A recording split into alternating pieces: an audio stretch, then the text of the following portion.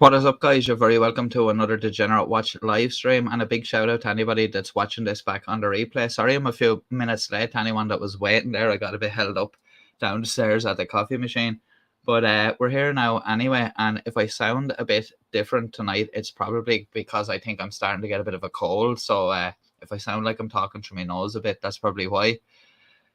Big shout out to the people that are here already. Hello to Emma A, Joe Fitz, Lisa Judkins, and Roisin. It's all good to see you here.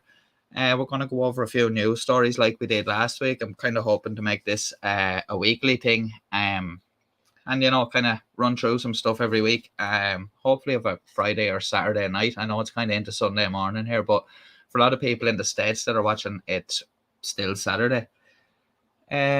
So I hope everyone's doing well out there. Just let me know on the side there if you can all hear me.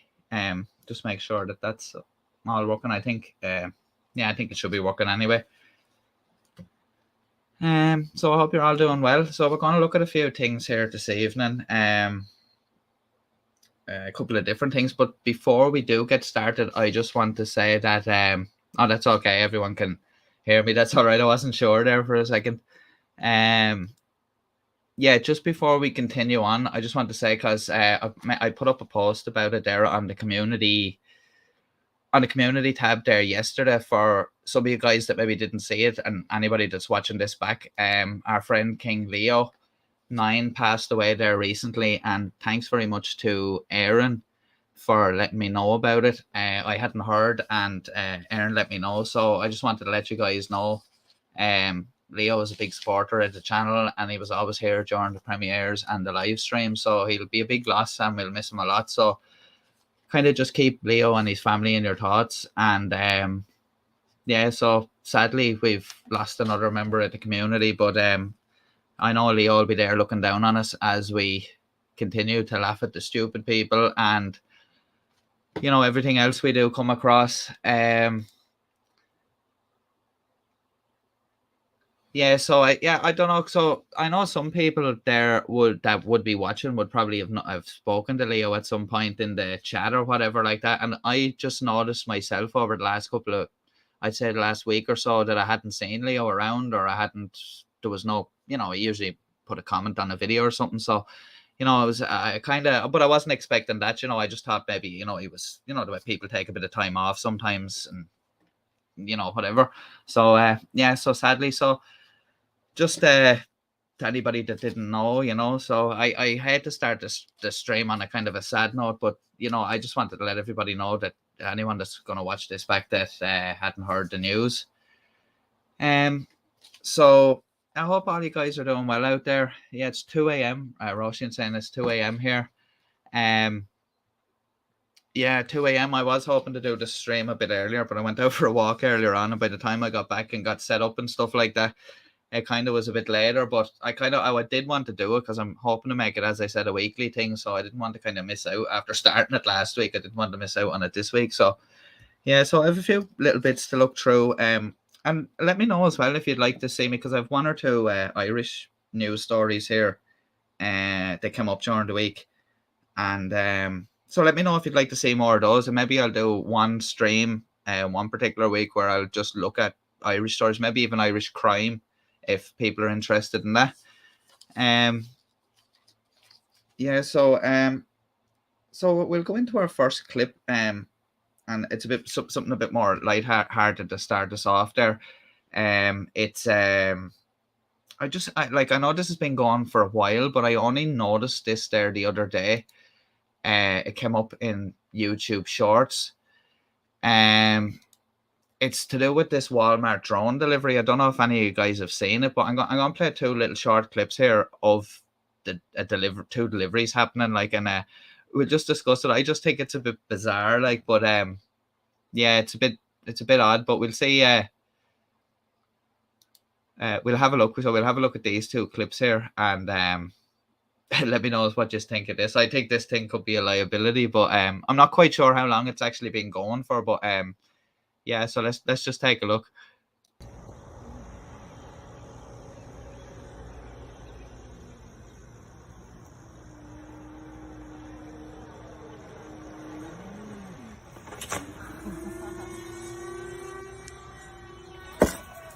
Oh crap.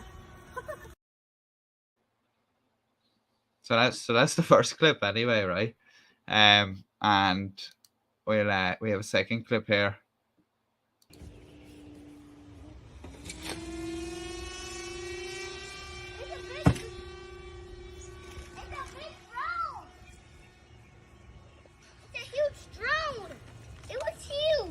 Was it? Yeah. Hey. Go on. I bet I can have it. Look at me. How cool is that? Look at me. What do you gotta say about it? I have to say it is a very cool idea, like, and it would be pretty exciting waiting for your stuff to arrive like that. It'd make, you know, grabbing an old toothbrush or something like that a bit more exciting. But there was a fair thump off that box when I hit the ground, and with the pets in the other one and that child as well running out to the drone, like I can just see that coming down and hitting somebody in the head sometime. But it seems like you get a fair thump off that thing. But I just come across those during the week, and I just thought it was crazy, like the way they're just like parachuting out of the sky like an airdrop. Yeah, I see other ones where they actually have a wire that comes down and it lifts the package down onto the ground. That seems a bit safer now, to be honest with you. But this is, I just thought that was bizarre. Yeah, I'll just say hi to Dave there, who's just joined us. Nice to see you. And I see Roisin saying there that why is his mother letting him run under it? But that's what I was thinking, like, you know. But maybe she wasn't expecting it to be like that, you know, thumping down like so. Yeah, like that could injure a pet or something, or if you had like a greenhouse in your back garden or a few plants or something like that. But yeah, it's bizarre, like, but I suppose everything's changing nowadays, so you never know what way things are going to go. Yeah, but there was another clip I couldn't get it because it's anytime you would post this clip, because I know it's claimed by some one of these, you know, viral channels or something like that. So like if I played it, it'd probably get copyright claimed. But it's basically this drone that's coming from like, or I don't know if it's just like a fake video, but it's like a drone that's coming from a restaurant nearby to where this guy is, and it's trying to lift this bag. Like, it's just one of those drones you could buy. Like, it's not a commercial drone, like it's just a drone anyone could buy. But they're trying to lift it up, and it ends up hitting into some bars that are sticking out of the side of the building, and the drone crashes, and his food is just like lying on a rooftop just underneath his window. And it's just completely destroyed. But I don't know if that was just like a fake video, because, you know, some of those videos you don't know whether to believe them or not. But yeah, those Amazon deliveries are fairly weird. So the first story that I had was actually a bit of a funny one. I covered catalytic converter thefts a long time ago. I was probably about a year ago, but there was a lot of those happening to cars all over the place, especially here in Ireland as well. It was going on, and it's one of those thefts that's very quick for them to do, especially now, and the catalytic converters can be worth an awful lot of money. So this actually is from San Francisco, and some taxis have had their catalytic converter stolen, but some other people in the city have had too, and it's quite unbelievable. So we'll just take a little look at this, and then we'll come back after and we'll have a little chat about it. When taxi driver Sam started his Regent cab a few weeks ago, he immediately knew there was a problem. One day morning I come, the catalytic converter had been cut off. We have 3 cars here got stolen, all 3 cars. The cab was parked around DeHarrow and 17th Street near Potrero Hill. Sam only gave us his first name, but he was eager to tell us how much of a problem the thefts have been. Replacing all 3 catalytic converters isn't cheap. Taxi business not that good, so, you know, we have to do one at a time, you know, one car at a time, because they cost about, the cheaper one we can get about $300-400, you know. That's a whole week work. This cab is out of service, but he's taped a temporary tube in the gap where the catalytic converter is supposed to go, so he can start it up and move it every few hours without making a loud racket in the neighborhood. The taxi driver says he parks some of his cabs in this neighborhood because he figures it's safe. There is a police station that's nearby. Turns out, unfortunately, even police vehicles are not safe from catalytic converter thieves. According to a statement from the San Francisco police, on Monday, an officer started up a fully marked police truck parked outside the station at Degenerate and 16th Street and quickly realized the catalytic converter had been stolen. According to the police statement, the officer inspected other police vehicles and discovered that another marked police truck and 2 marked police vans also had their catalytic converter stolen.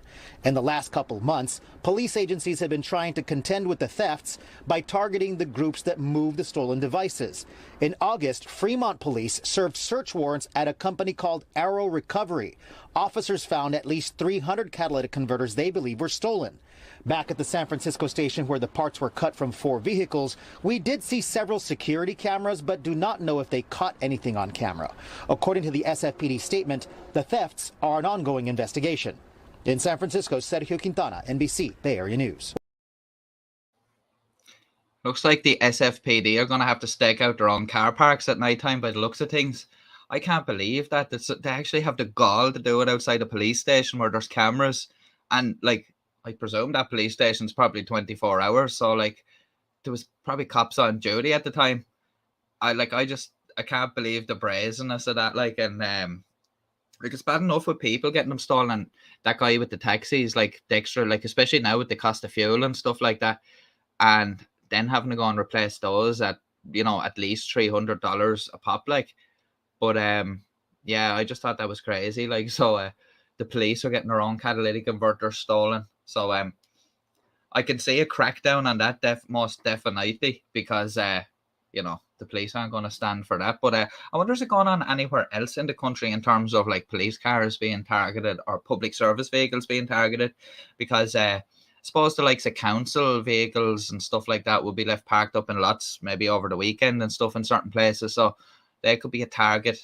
But yeah, these guys don't really care. In that video that I covered, it was a long time ago. I actually should have left a link to it in the description, but I actually never thought of it until I started speaking about it there. But that video, they were doing it in broad daylight. Like, when there's people recording them and they don't care, like, they'll just whip it off the car, like it's 2 or 3 guys, and they'll be gone straight away. And of course, somebody's left with a big bill to pay. But yeah, and like you're saying in that clip, when they're raided places like that, that's what usually happens. These end up going, you know, to other companies and stuff, or scrapyards, and you know, that's how they make their money. But there was a thing years ago where there was a guy in New York. I think this was back in the 80s. I remember watching a show about it a long time ago. But he was running some sort of a garage somewhere, and he was getting people to go out at nighttime, and like he was paying, like, you know, like street criminals, he was paying them a few dollars, or, you know, a couple of $100 or whatever for every car airbag that they brought back. Now, they had some way of getting these, you know, airbags out of the car and all without setting them off or whatever. Like, so they were able to get these airbags out of the car. This, I think it was back in the 80s, 90s, something like that. And so they were stealing airbags out of cars at nighttime, and then in the daytime, these victims were like needing their airbags replaced, so they were going back to these local garages to which he was supplying with airbags, right? So like they were having their airbags stolen, and then they were getting it put back in and charged for it. And like this was going on for a long time, and because there was so many, I think this was in New York, this was going on, and because there was so many thefts going on at the time, obviously I think the FBI got involved with it, because this seemed like it was a big organized thing. That, well, it obviously was, like, and what happened is, I think it was Honda or Nissan. It was one of those Japanese manufacturers started putting serial numbers onto each airbag system, so it could be traced back to a particular vehicle. So what ended up happening was that they were able to get the serial numbers of, you know, airbags that were supposed to be in a particular vehicle, and then if that showed up again in one of these premises or in your car again, you were able to prove that it was the stolen airbag. So they were able to catch the guy that way.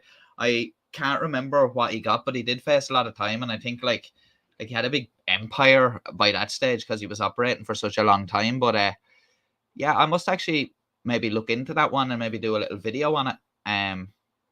Yeah, but so there's a lot of crazy scams like that and stuff like that. But yeah, that's probably what's happening there. But I'm not sure if they're getting sold back to the local people, but they're definitely getting scrapped anyway by the looks of things.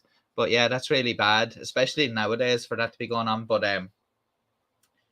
one thing I noticed as well, just when we're talking about like the price of everything going up, I was doing some shopping today in Tesco, which is the local supermarket, and for the first time ever, I've noticed, and maybe this has been going on a while, I just hadn't noticed, but I bought some chicken, and it actually had a security sticker or tag on it, to stop it being stolen. And I thought, have things got to that level now where they're actually putting, like, usually those are only on, CDs and, higher value items, but like it looks like they're starting to put them on like chicken and stuff like that now. So I think maybe people are starting to steal food. So obviously if they're investing money in putting stickers on things, it's obviously enough of a problem, so I just thought that was very strange. But yeah. Now, so that was the catalytic converter tests there anyway that we were looking at. Yeah, but I haven't heard much of that going on here at the moment. It was rampant for a while, but it seems to have calmed down. Either that or we haven't really heard too much about it. But yeah. So I don't know if oh, that's all right. Dave's just after commenting there. I wasn't sure if the comments were coming up, because sometimes that happens here. It can lag a bit, but no, the comments are coming up there for me.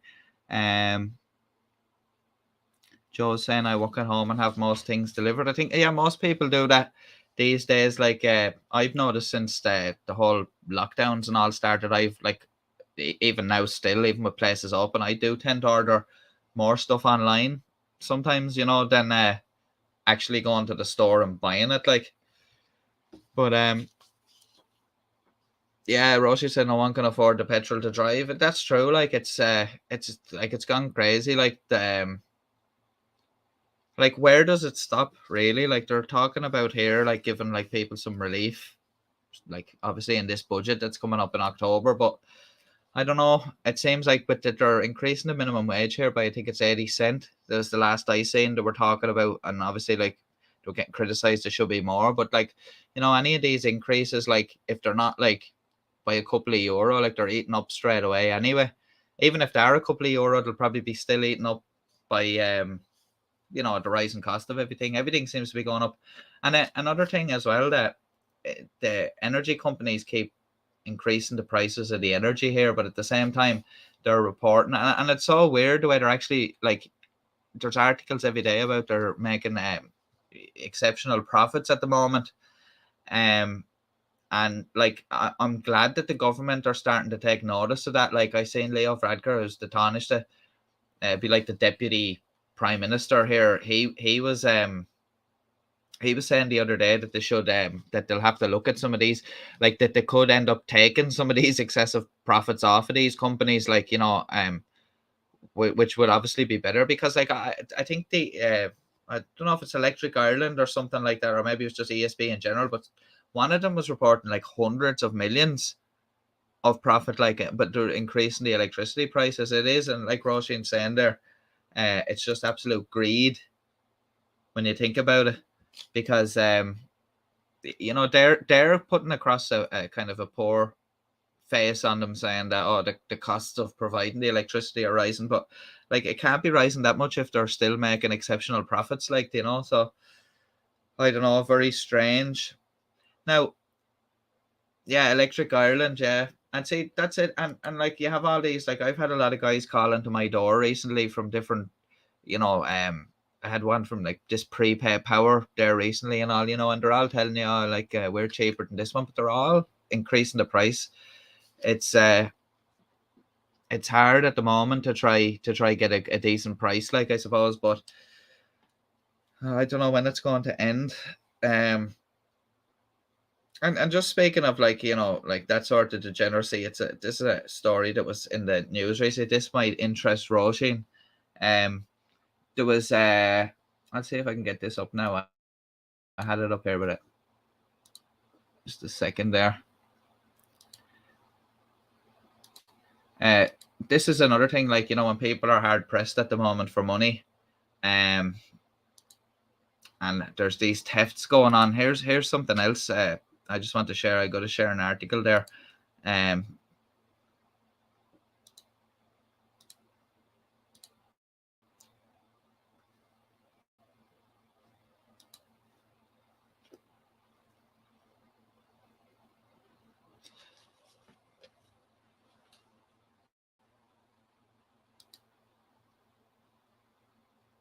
just waiting for the page to load up there.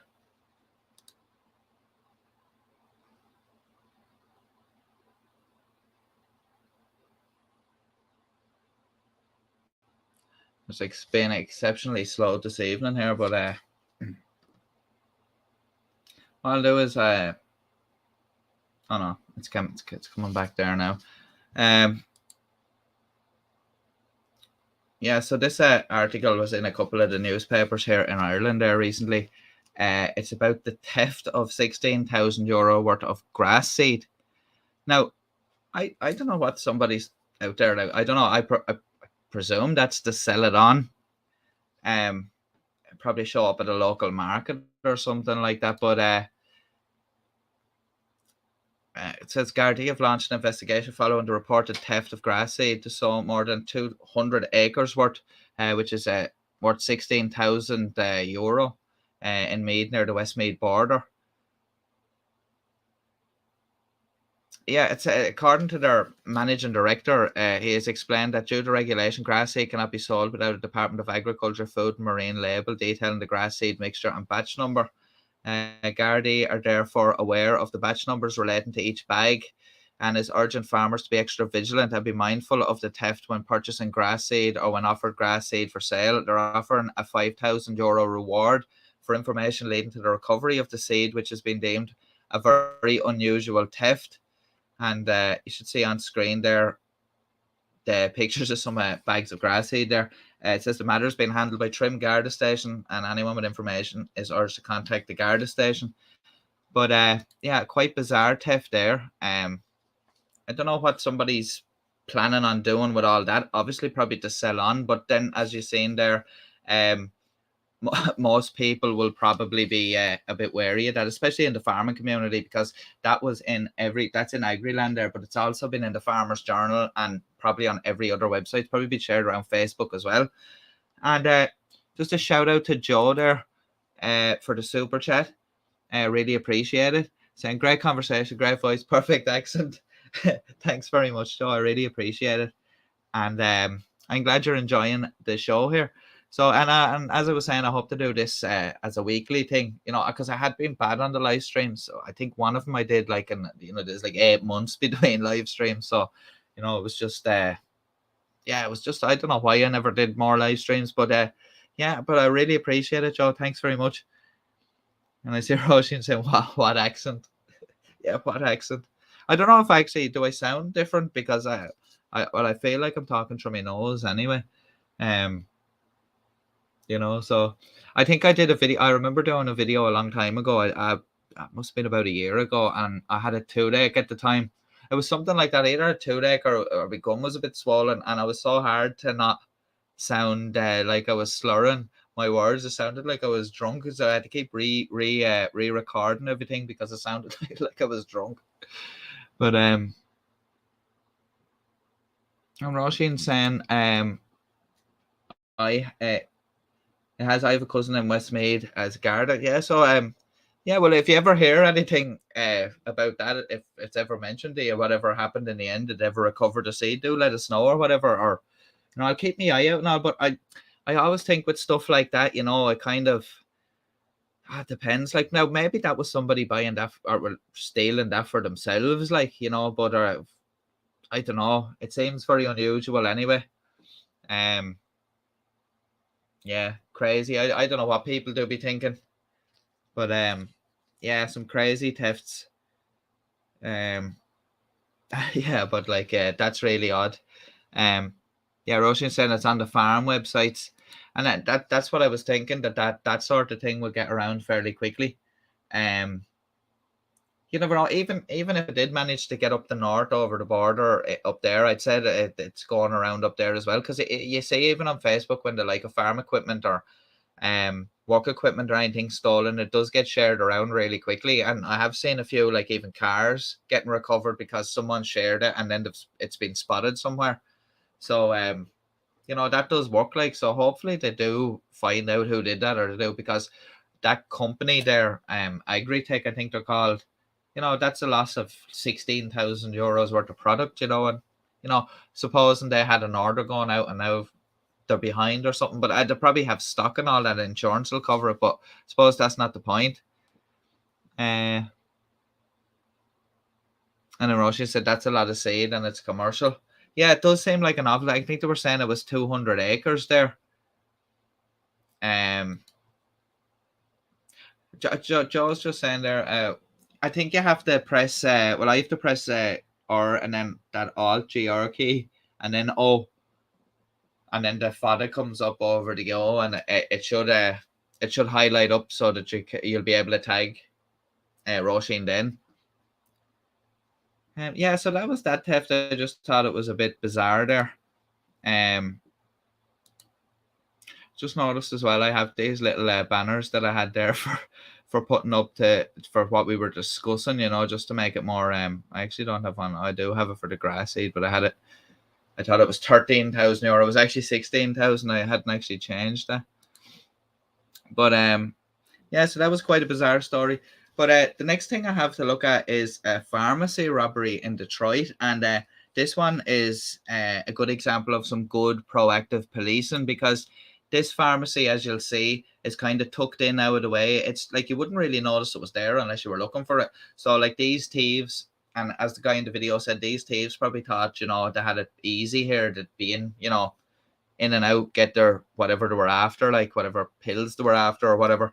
And police officer happened to be nearby and spotted something going on, so he decided to hang out and see. But yeah, we have some body cam footage here of these guys literally getting caught red-handed.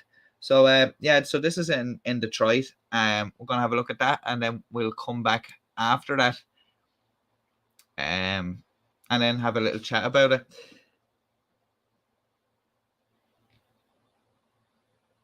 Just there before we go, Roger said Gardy always appealing for the public's health. Yeah, and I noticed they're always appealing for dash cam footage as well all the time. Yeah, and see that's the thing as well. Like it all depends. Like, you know, like sometimes, like in that situation there, I doubt there was anybody would have witnessed that. Like, you know, but yeah, very very bizarre theft. But we'll have a look at this pharmacy theft there in Detroit, and we'll come back after this. Our other top story tonight, police in Sterling Heights foil a pharmacy robbery as it's happening. It happened at a pharmacy on Ryan Road, and police body cameras were rolling the entire time. Let's get to Sean Lay. He's here to show us what police found when they got there on the scene and how they took these guys down, Sean. And Kimberly, I'm behind the wheel because this is where a sergeant in Sterling Heights was behind the wheel. Let me set the stage for you, because he wasn't responding to this robbery. He saw a small pharmacy and parked behind it just to keep an eye on it. And not more than a minute later, that's when the robbery crew moved right in front of this police sergeant. You can see everything from his body camera. Take a look. I'm going to block in the car. Take a look at your screen. Watch and listen. The body camera worn by this Sterling Heights police sergeant lets you see and hear exactly what he is looking at. A pharmacy break-in going down right in front of him. Show me your hands! Put your hands up! Put your hands up! It happened at 3 last Friday morning at Ryan Health Pharmacy on Ryan Road. This is what it looks like in daylight. A nondescript office building with a small pharmacy inside. How was a Sterling Heights officer here at 3 a.m. and then a break-in goes down as he is there? At 2 or 3 in the morning, Sterling Heights gets pretty sleepy. We have a senior sergeant that was on the road that night, and he knew that this pharmacy could be a target. That sergeant parked behind the pharmacy when a team of thieves pulled right up and broke right in. It is really like finding a needle in a haystack, and this sergeant does it and he sees it. It really, in a career, you don't see this very often as a police officer, where you watch crime happen live, real time. He saw that car pull in, he knew immediately what those guys were about to do, and he was spot on. Still, 2 of the 3 were able to run away. The officers did chase this guy down. On the ground! Get on the ground! So when we announced our presence, I think it was complete panic, right? And they ran for their life, and, you know, we caught one of them, absolutely. Back here live, Kimberly, keep in mind, 2 of those guys were able to run, we think, out the front door, and they're still out there tonight. Police are investigating. Back to you. Sean, and that area is no stranger to pharmacy break-ins either. like pharmacies anywhere in Metro Detroit. That's right, break-ins. But this particular pharmacy, a kind of a mom and pop place, kind of tucked away. So the guys who went in there and smashed their way in probably never dreamt that a sergeant was watching them the entire time. They probably thought they picked the right place. The sergeant, picking the right place to watch as well. Indeed. Okay. Yeah, so a good example of some proactive policing there, and obviously because pharmacies, as they said there, are a target in Detroit, he was probably, that's on the radar. So yeah, so that's absolutely crazy, isn't it? And the knock-on effect of that obviously is with those sort of thefts is people in that community, depending on what sort of pills they were going in for. Now, obviously after a burglary, probably that place wouldn't be open the next day. So people that are going in there to get their prescriptions filled and stuff like that, or people are going down for over-the-counter medicines, so we won't be able to access that in that community. And also people that are going down for their medication, that's their regular chemist.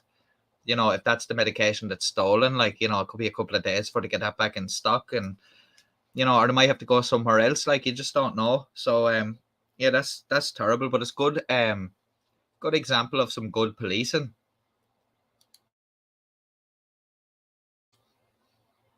And that's the thing there, because that's what good policing is, to be kind of proactive like that. But as they were saying, it's very odd to see crime happening in real time like that. But those guys that got away, I wouldn't worry too much about them, because they seem to be pretty, stupid. They're well, most of the criminals that we featured are stupid. But these guys seem to be, a bit amateurish anyway, because it's just the way it all went down and all like that. Surely somebody that was really professional and had their wits about them would have scoped out that there was police nearby or something like that. But I don't know. Luckily for the police that they got one guy, and you never know, he might want to get himself out of a bit of trouble. You never know, he might speak to the police. Shout out there to Stephen Mazur. He's shouting us out there from all the way from Denver in the United States. It's good to see you, Stephen. Thanks for joining us. And yeah, so that's what I'm saying, those sort of pharmacy thefts, and I can guarantee that we'll probably see more of those as obviously this cost of living crisis gets worse. We're probably going to see more of those, and probably a lot of that is, I know in that situation there it could have been for lads to go sell on the streets, but we may see that further down the road, and then they have these kind of black market pharmacies even more so. So yeah, so that's just bad, especially for that community there. Not good at all. But yeah, so hopefully to get some of those other guys, and they always come again. So especially there in Detroit, as I said, that's a pretty good theft. Just pretty good number of those sort of thefts there. Everyone kind of shouting out where they're from there. Joe is saying he's there in the DC belt area, and Roisin is joining us from Ballinacally in County Clare, which is in the west of Ireland. And hello to Kat Woe, who's joined us. I forgot to say hi when I first came in watching the video. Very welcome, and thanks for joining us, Kat. Yeah, so it's good to see a few people here jumping in tonight, because it was kind of I really did, as I said last week, that I was going to let people have a bit more notice of when I be going live, and I kind of messed up on that, because I didn't want to tell people this week that I was going to be going live earlier, because it obviously ended up being a bit late there. So I didn't want to say, because I was hoping to do it maybe about 10, 11 Irish time, but I was still out for my walk, still at about probably 20 past 10 or something like that. So yeah, we ended up going into McDonald's to get coffee on the way back, and then they close at 10 o'clock. So we ended up being still in there after. There was a few other people in there, because I hate being those people that are just the last people in there. So we got out of there then and came home. Yeah, it is Roshi saying it's a virtual gaff party, and that's what it could be, a little house party here. And Kat is joining us from Colorado in the United States. Actually, Colorado. I think Stephen was saying he was there joining us from Denver. So not too far from each other there at all. Now I had another thing to look at there. Yeah, this is another thing to do. I just actually only came across this yesterday, I think. This was going on here in Ireland a while ago. It's to do with, thefts at ATMs. Not of the actual ATM, which we covered before, but I actually was meant to do a follow-up video to that I never got around to doing. So I hope to do that sometime. But this is kind of to do with, thefts from a person at ATMs. But as we're saying, with things getting the way they are, with people not having as much money, you kind of need to have your wits about you about this sort of stuff. The reason why I wanted to feature this is because it's just something for people. It's good for people to be aware of this sort of thing, especially when you're out at nighttime and stuff like that. But let's take a look at this, and we'll discuss that when we come back. This morning, authorities are warning about a sharp increase in what they call jugging, which is when criminals loiter around an ATM or bank, then follow unsuspecting victims to another location and steal the cash the victim has just withdrawn. This jugging is different than some of the ones we've had earlier this year in that it is a higher level of violence. Police in Austin, Texas say they're seeing a surge of victims, 84 cases already this year, with more than $500,000 stolen. The latest case in Austin just last week, a woman violently attacked by two people while walking home from a bank. As the victim entered her home, she was violently assaulted by one of the suspects, thrown to the ground and dragged across pavement, trying to maintain her possessions. The two suspects took cash from the woman's purse before fleeing.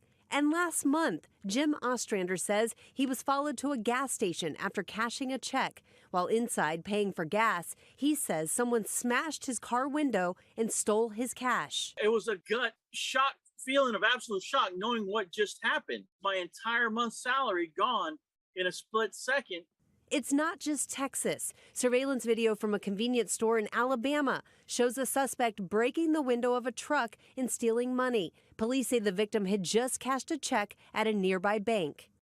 So to protect yourself, authorities say be on the lookout for anyone loitering around banks and also take note of any cars that are possibly following you. Hi, everyone. George Stephanopoulos here. Thanks for checking out the ABC News YouTube channel. If you'd like to get more videos, show highlights, and watch live event coverage, click on the right over here to subscribe to our channel. And don't forget to download the ABC News app for breaking news alerts. Thanks for watching.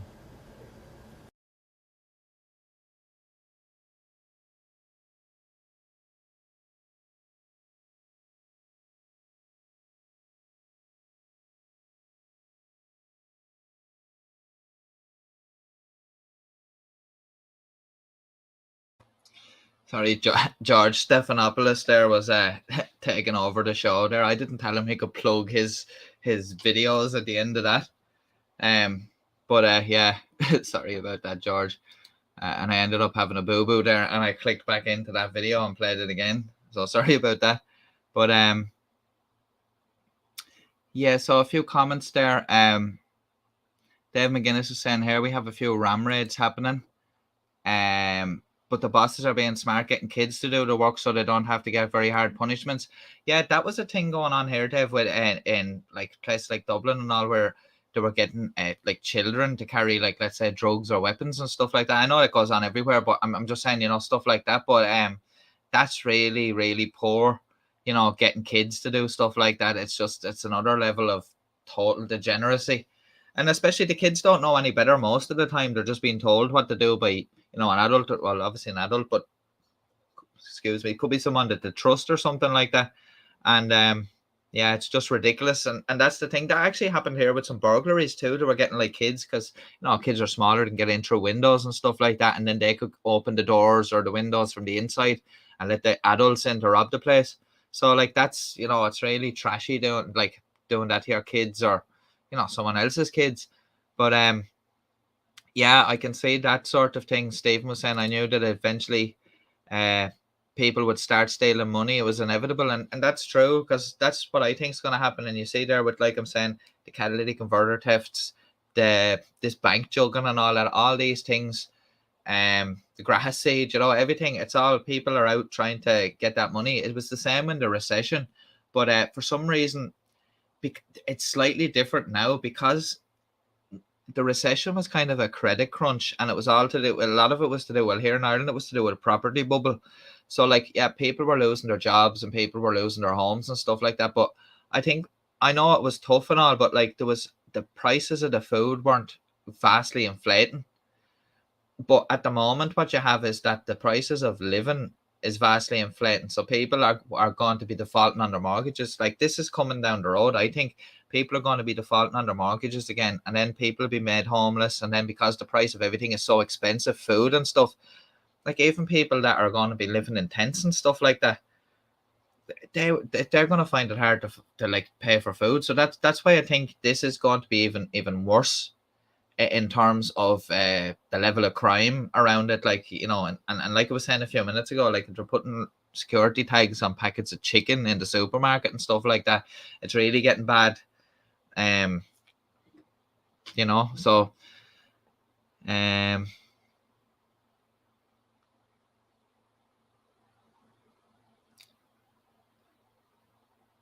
I didn't say. I say. Maybe I missed that in the chat there. I see Roisin saying hi to George. I can't see the comment that George made there, but if George has entered the stream there, welcome. Yeah, but as Kat's saying, yeah, it's disgusting using kids, and that's what I think anyway. Like that, it's the same using kids for anything like that.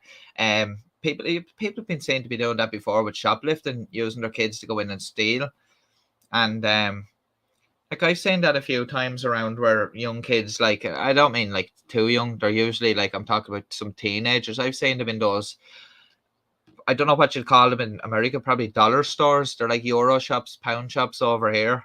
Kind of like, you know, Deals and Euro Giant and all these places, like where everything's kind of cheap. They've a lot of sweets, you know, these kind of cheap small items and stuff like that. I've seen a lot of like teenagers in places like picking up stuff, you do know by looking at what's going on. I don't like being judgmental, but you know what does be going on, like, and you just think, that's how it starts off, at like a young age doing that, like a teenager, and then like getting away with it, I suppose. And that's the problem, like, when it's usually when people that are under 18, well, here in Ireland, like if you're under 18 and you're stealing, you usually just like, you're dealt with through your parents as such. Yeah, you might have one of these juvenile liaison officers that'll come and visit your house. Maybe, I don't know how often, maybe every week or something, I don't know, but they'll chat to the kid and obviously try liaise with the family so that they don't get into trouble again. But I find that like that can work, but I think it only works in a small number of cases. I don't think it's as successful as you would think.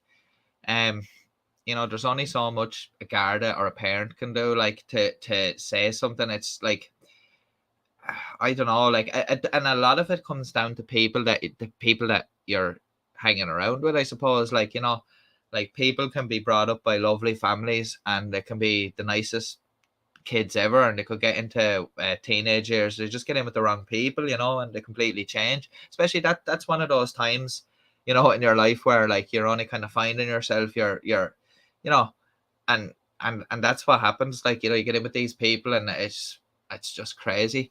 A shout out to 67 White Stang, who is joining us here tonight. Good to see you. And shout out to Robert Morley. And Robert's just saying there, and I just had there at the start, Robert, I was just mentioning to everyone, for people that hadn't heard about King Leo. It was very sad to hear the news, and I know a lot of people would have, as I was saying, would have spoken to King Leo, so it's very sad. And it's sad that he's not going to be with us anymore. Like, and it's terrible when we lose people like out of the community, because I used to love watching videos by Schrodinger's cat, and then when we lost him, it's like, you know what I mean? Like, and you'd see videos now and you'd be thinking, oh, I wonder would he cover that, or what he'd say about that and stuff like that. So, and then as well, we had our other friend that was here. I don't know if some of you may remember a lady that used to come in and chat to everyone, the Cat Nat. She would have been around in other similar channels and stuff like that. She would have been chatting to a lot of people. She passed away, I think it was over a year ago or so there. And yeah, so it's sad when we lose people that we know from the channel. And I kind of get worried when I don't see people for a while, especially when stuff like that happens, when I don't see people in the chat for a while, and you be thinking, but a lot of the time you don't like thinking the worst. You just kind of think that they're probably having a breakaway, or they're, doing something else, or maybe they're just missing you when the videos are live or whatever. But yeah, it's terrible sad when that happens. And yeah, we'll try to do our best to remember. And I was just going to say, Leo was probably our longest channel member here, and he was a great supporter from the start as well, and he was always kind of leaving comments on social media, or hit me up with a comment on the videos and all, and that's why I was saying in my post yesterday, he did have a nice positive impact, because it's nice when people are nice, if you know what I mean. So there's obviously you have to take the negative comments and stuff you get, but as I said before on previous streams and previous videos, I don't kind of get into those sort of back and forth arguments with people, because I don't mind people having a disagreement or something, or maybe commenting on something in a video, maybe they disagree with what you've said or something like that. But that's fair enough and all, but I don't get into these. You can see some comments are kind of bait comments, they're just I got one on a video the other day from some guy. It was on the last video, and he was saying, I was saying in the video, that the guy in the video should have just complied with the police, and he would have been fine. But this guy was saying, oh, so you're saying that everybody should just comply with whatever the police say and everything will be fine? Well, yeah, in that situation, it would have been fine, because I think it was that video about remember the guy that had the weed in his car, and the police smelled it, and then he drove off, dragging the cop along with the car. Well, that guy there, he come on, it's literally crazy, with the way, if he had just listened to the police, he wouldn't have had all those extra charges. But obviously, if the police are giving you some sort of unlawful order that is completely wrong, or whatever, do you know what I mean? Then obviously, you're gonna obviously say it to them or whatever, but it's one of those kind of comments where it's they just want you to say, oh no, I think this, and it's to get into this discussion with you, and I just think it's silly, but just a shout out there to Robert Morley for becoming a channel member. Welcome as a channel member, and thank you very much. I really appreciate it. And yeah, so, and I'm gonna have a new members video soon. I actually was supposed to have it out already, but I should have it in the next couple of days there for you guys. So I'll post that, and I think I said this in the last stream, but YouTube have said that they're going to start sending out notifications for members only content. So hopefully they actually do that, and because that's been a long time coming. Because even when you post something, you have to post a community post about it for you guys to see it, unless you go to the members tab.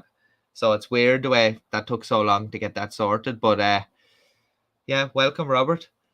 And also Robert saying there, fight in court, not on the side of the road, and that's true in a lot of those situations that you see, where you think, what's the point of arguing? Especially that video that we had the other day with the guy that was impersonating a police officer.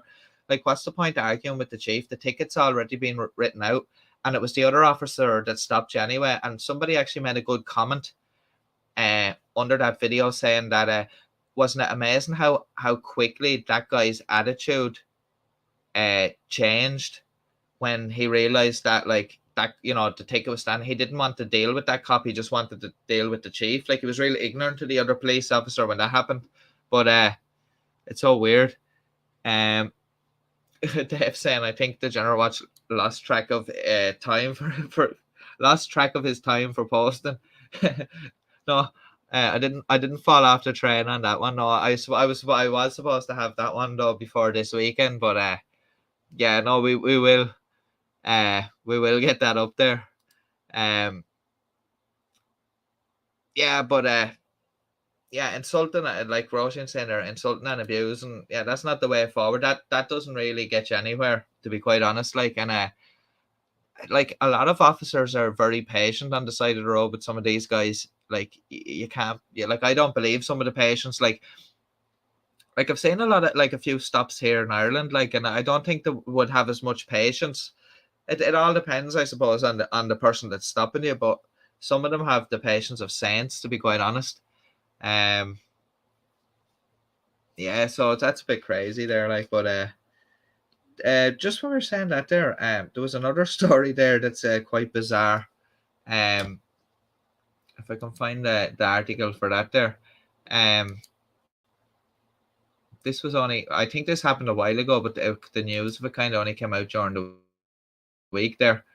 Well, I think it came out a little. I think it happened a little while ago, and the news only came out about it. But just waiting for the page to load up there.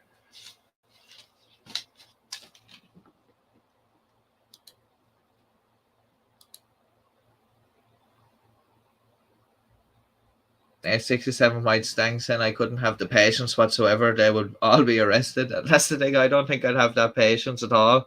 Especially especially with these sovereign citizens, when they're going on with all that nonsense that, like, as an officer from, obviously being trained and stuff like that, that they're talking a lot of nonsense, like, but having to stand there, like, some of them just stand there and listen to it. I don't know how to do it.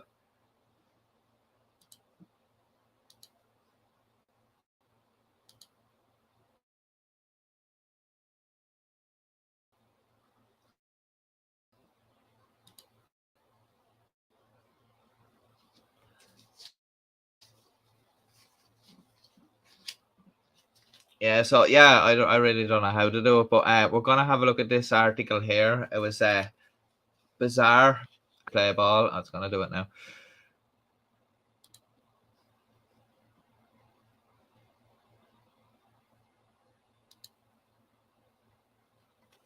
Now, this is the story. It was in the news there this week in Ireland of a woman who had 50 batteries removed from her stomach and colon at a Dublin hospital. The woman also passed 5 other batteries after being admitted to St. Vincent's University Hospital in Dublin.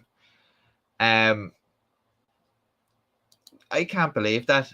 So we'll just look at this. We'll just look at this in a bit more detail here. So basically what happened is, it said a woman had 50 batteries removed from her stomach and colon after presenting herself to an emergency department at a Dublin hospital. The 66-year-old also passed 5 other batteries after being admitted to St. Vincent's University Hospital. This brought the total number of batteries ingested to 55, reports this month's Irish Medical Journal. Surgeons at the hospital who ordered the report believed the number to be the highest amount of batteries to be ingested at one time. Fortunately, the woman made an uneventful recovery after the batteries were removed. According to the report, an abdominal x-ray confirmed the presence of multiple batteries located throughout the woman's abdomen after she presented to the emergency department. A trial of conservative management was initially pursued, which resulted in 5 AA batteries being successfully passed through her rectum over the. I just can't imagine that being pleasant. The woman underwent daily clinical examinations as well as weekly abdominal x-rays. These scans revealed the remaining batteries had not progressed and the patient had begun to complain of abdominal pain. The report goes on to state a decision was made to perform a laparotomy where we identified a distended stomach pulled down into the suprapubic area. 46 cylindrical batteries were removed from the stomach through a small gastronomy, and 4 batteries located in the colon were milked into the rectum and removed via, I didn't know this was going to be so graphic, removed via a trans thing route. YouTube's not going to like this use of language, so I apologize there, guys, but yeah, so as you can say, that was not pleasant. So it says teams from the Department of Colorectal Surgery and the Department of Radiology said the deliberate ingestion of batteries was an apparent act of self-harm, which the surgeons described as an unusual presentation. The report added that conservative management and endoscopic retrieval can be considered in cases of cylindrical battery ingestion. Signs of airway compromise, esophageal obstruction, or perforation are an indication of for emergency endoscopy. Yeah, it says extraction of food, impaction on foreign bodies from the upper digestive tract is successful in 95% of cases. In this case, given a large number of batteries, endoscopic retrieval was not feasible. So obviously that woman had some issues going on there. They said it was a case of self-harm. Luckily, thankfully, the woman survived. But I'll just go back up to the top where you can see those the actual photograph of those batteries. I really do hope that woman gets whatever help that she needs to get, because that's really sad. I just put up that banner there for anyone that joins us after, so they know what we're talking about there. But I just going back to the comments there now, guys.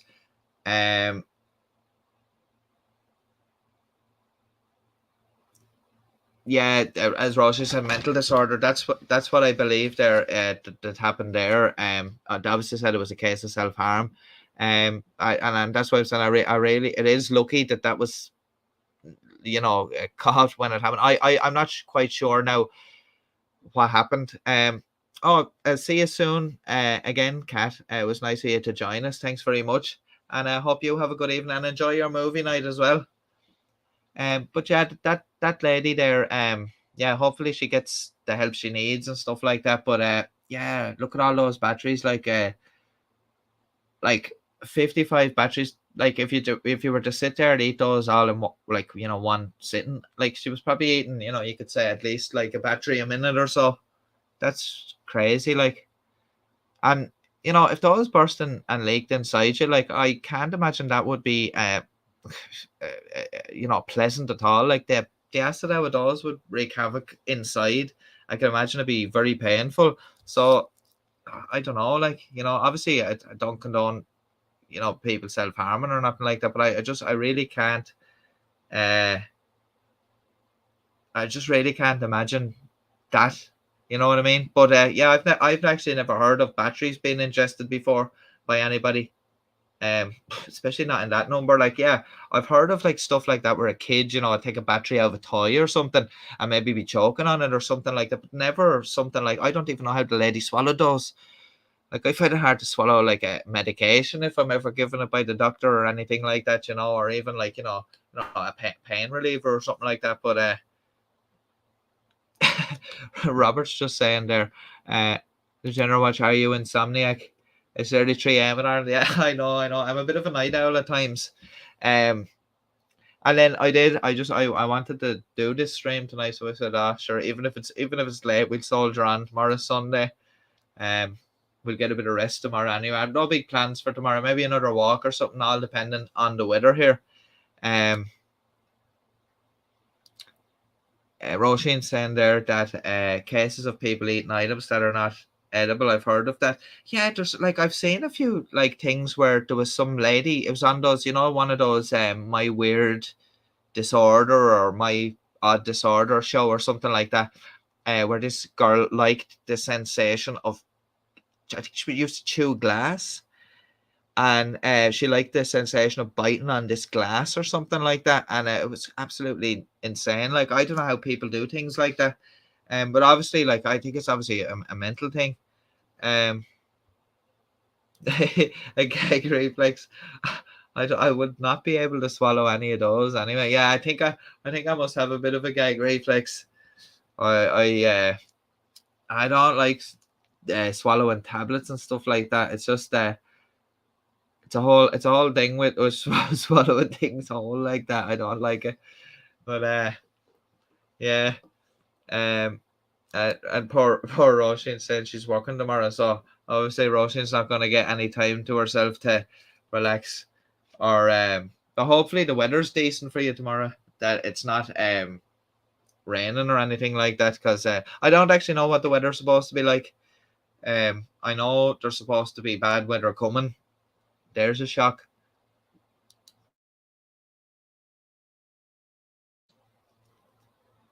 But it's never any other way, is it really?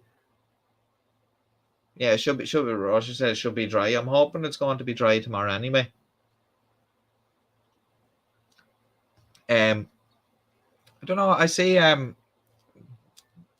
what's his name? Your man Garth Brooks was playing in Dublin there the last 2 weekends.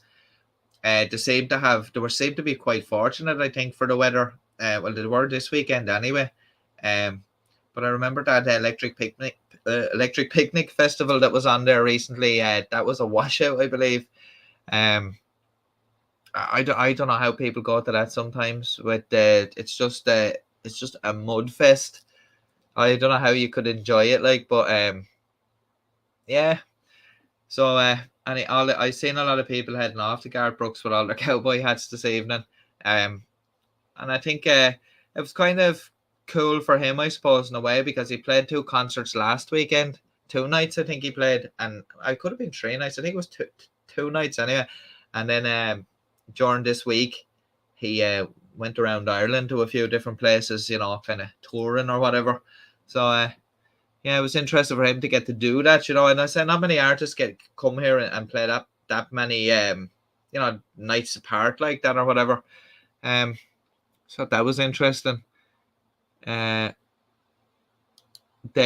is saying Ireland will be in a drought if it's dry again. Yeah, we had it pretty warm for a little while there in the summer. Yeah, even in the UK, you know, like, and even there was a lot of fires and stuff in Europe around Spain and stuff like that, which yeah, they do have that, but it seems to be more extreme. And I just there on the news today actually saying there was mudslides in Italy, like flash floods over in Italy. A lot of people killed over there. You know, and that's in Europe as well. Like, it's getting a lot extreme. Like, the 2 days of summer. Did you say it was a love fest? But yeah, we had our 2 days of summer there, and yeah, we enjoyed them anyway, and we'll cling on to the memory of those forevermore. I had another story here. What was the other story I was going to look at there? It was about oh yeah, a guy escaping while wearing some handcuffs. I'm going to take a look at this clip here now in a second. Trying to do a bit of tagging here on this to get this article out of the way. But yeah, that was bizarre there, and I think they've actually wrote a paper on that lady because of, you know, it's obviously of medical interest, somebody swallowing that many batteries, like. But yeah, that's crazy there. But yeah, I have this one here about this guy escaping in handcuffs. We'll just move on to this one here now. Yeah, so this guy escaped police custody while wearing a pair of handcuffs. So yeah, we'll see how this guy got on. We've heard frustrations from law enforcement about catch and release when criminals are let out of jail shortly after they're booked. But in this case, one man was able to let himself slip away from custody, escaping from a police station. KRQE investigative reporter Gabriel Burkhart shows you the video. My wife's vehicle that we drive from. Caught driving a stolen truck a few weeks ago, Jesus Jimenez tells a state police officer his wife's car broke down, so he borrowed the truck from a friend. Where did he borrow the truck from? One of his friends in Albuquerque. I don't know the friend. His wife and kids are in the truck. The truck is towed, and an officer takes Jimenez to the state police station in Los Lunas for booking. Where did you get the truck at? One of my buddies lent it to me. What buddy? His name's John. John what? Martinez. He says he doesn't have an address for his friend John or a phone number. Where's he stay? Up on the Mesa. Okay. I don't really have an address. When did he lend it to you? Just like last night. We just needed a right to register the kids. The ignition's not punched out or anything? No. And he just said there's a truck in the Mesa that you can use if you need? Like it was his, of course, you know, and his property up there. The officer's report shows the ignition on the stolen truck was tampered with. Still, the officer asks if Jimenez has any text message evidence or anything to support his story the truck was lent to him. Jimenez says he doesn't, so he's placed in a holding cell while the officer starts the booking paperwork. Take a look at what happens next. You have a seatbelt? You can hear the door latch and see the officer's hand closing the door. That video clip ends. But piecing together other surveillance camera angles obtained through a public records request, you can see Jimenez at one point opens that door and stands at the doorway for a while to see if anyone's around. He inches out slowly. Notice his left hand is slipping through the handcuffs. He peeks his head out, wriggles his left wrist, pops open the door, and within 2 minutes casually lets himself out. Cameras capture his every move as he rounds the corner and completely slides his left hand out of his handcuffs. He escapes undetected. So how did this happen? In an emailed statement, a state police spokesperson tells us it appears the lock on the door malfunctioned and an internal investigation was launched to determine why.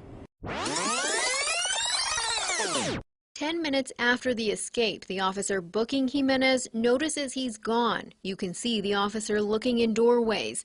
State police put out an alert to be on the lookout for Jimenez, and 4 hours later, he was spotted and arrested at a home in Los Chavez near Belen. Where the cuffs at? I don't have one, man. This time, officers aren't taking any chances.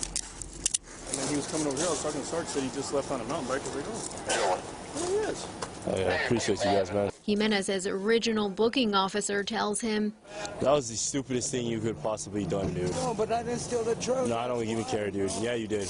No, I didn't. And you're getting charged with it. No, I didn't. And everything else. Jimenez's wife says she got a call from him asking for a ride home. He didn't really explain too much with me. He didn't have handcuffs on him when me and my mom picked him up. The officers leave her with this warning. Never get into a vehicle with somebody where the ignition's all jacked up. Yeah, he's going to jail for a while. Court records show he was released 2 weeks later. Gabrielle Burkhart, KRQE investigates. State police say they're also investigating if there were any violations of policy and procedure with the escape. Court records show Jimenez has a hearing for this case at the end of the month.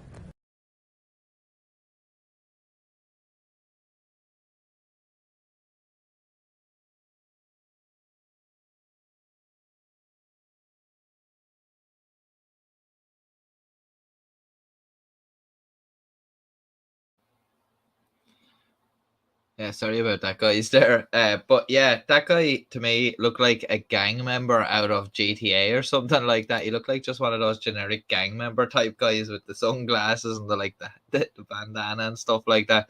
Yeah, but yeah, he's just added more charges to himself there. Absolutely ridiculous. And you heard it there, guys. Don't get into the car with someone when the ignition's all busted up. Definitely not, because that's definitely not their vehicle. I've seen that actually loads of times with people getting stopped on cops like that, and the ignition's busted up, and they tell them, "Oh no, it's just like that," or they tell them that they're waiting on parts or something like that. It's just crazy. Yeah, Robert Morley saying he turned a major offense or a minor offense into a major deal.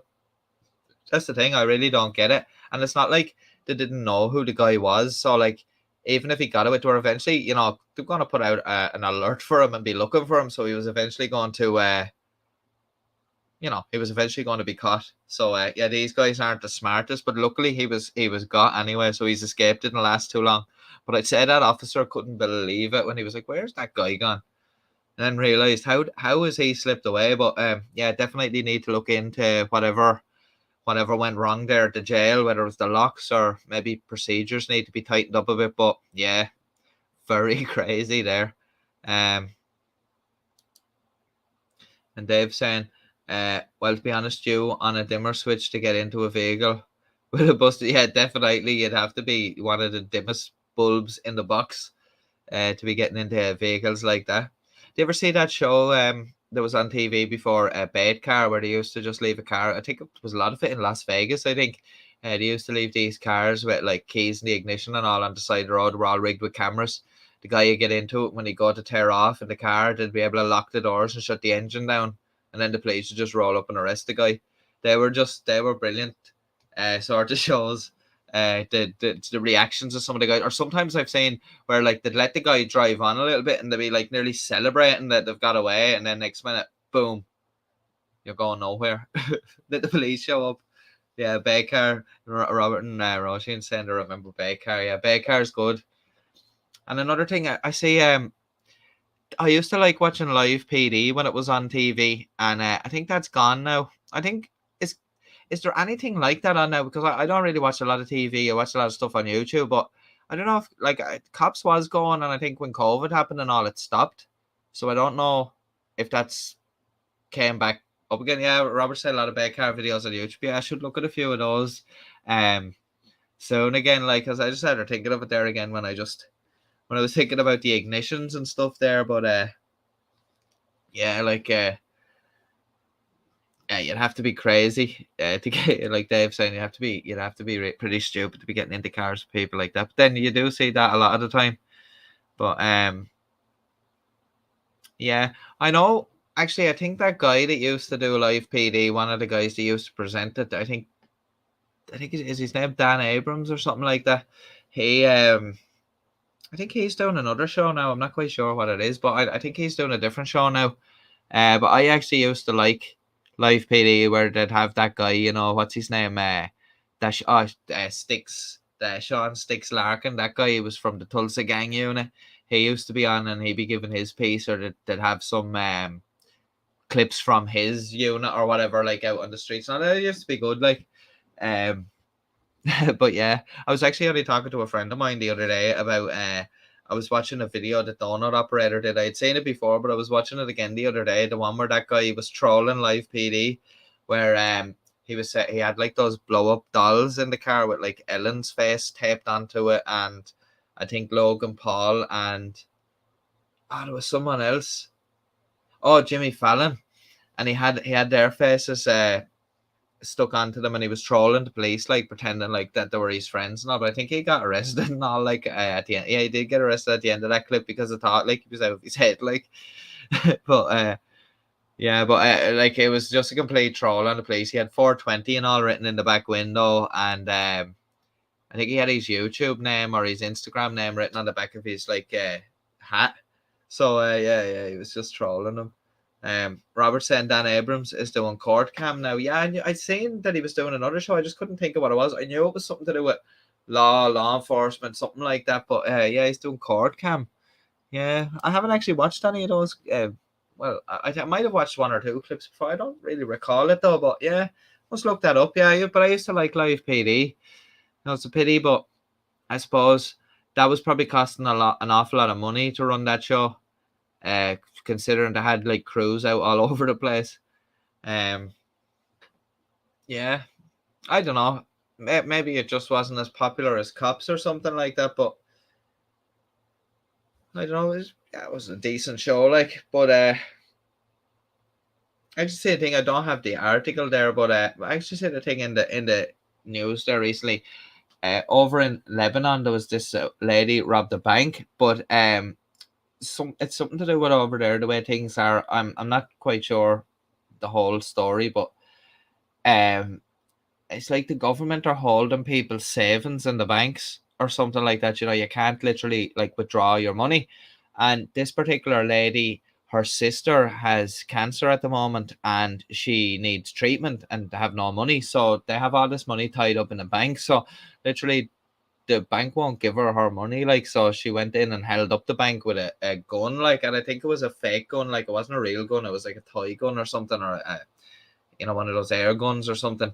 And I think they gave her some money, but she escaped anyway. The police are looking for her, like, and there's rumor that she left the country, but the police are denying that she's left the country and stuff like that.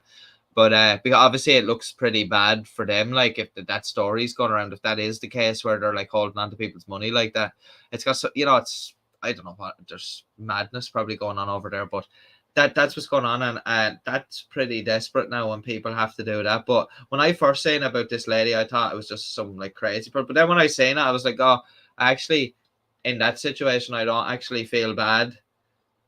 Like, obviously you don't want anyone to get hurt, but like I don't actually blame that lady in that situation. Like, her sister is, needs treatment to save her life, like, and they have the money to pay for it, but they just won't give it to them. Like, it's just, it seems harsh, like. So I just don't, what else could she do? She probably tried everything, like. So, there's other people complaining at the same thing, but I just thought that was very very sad. Like, I just thought it was very sad. Another thing for anybody that's watching that, it's just something I seen there. I don't know if they were doing it all over the country or just near me, but the Irish United Nations Veterans Association were kind of doing a collection today around, and I thought it was very nice. There was like obviously an older gentleman. He was one of the veterans.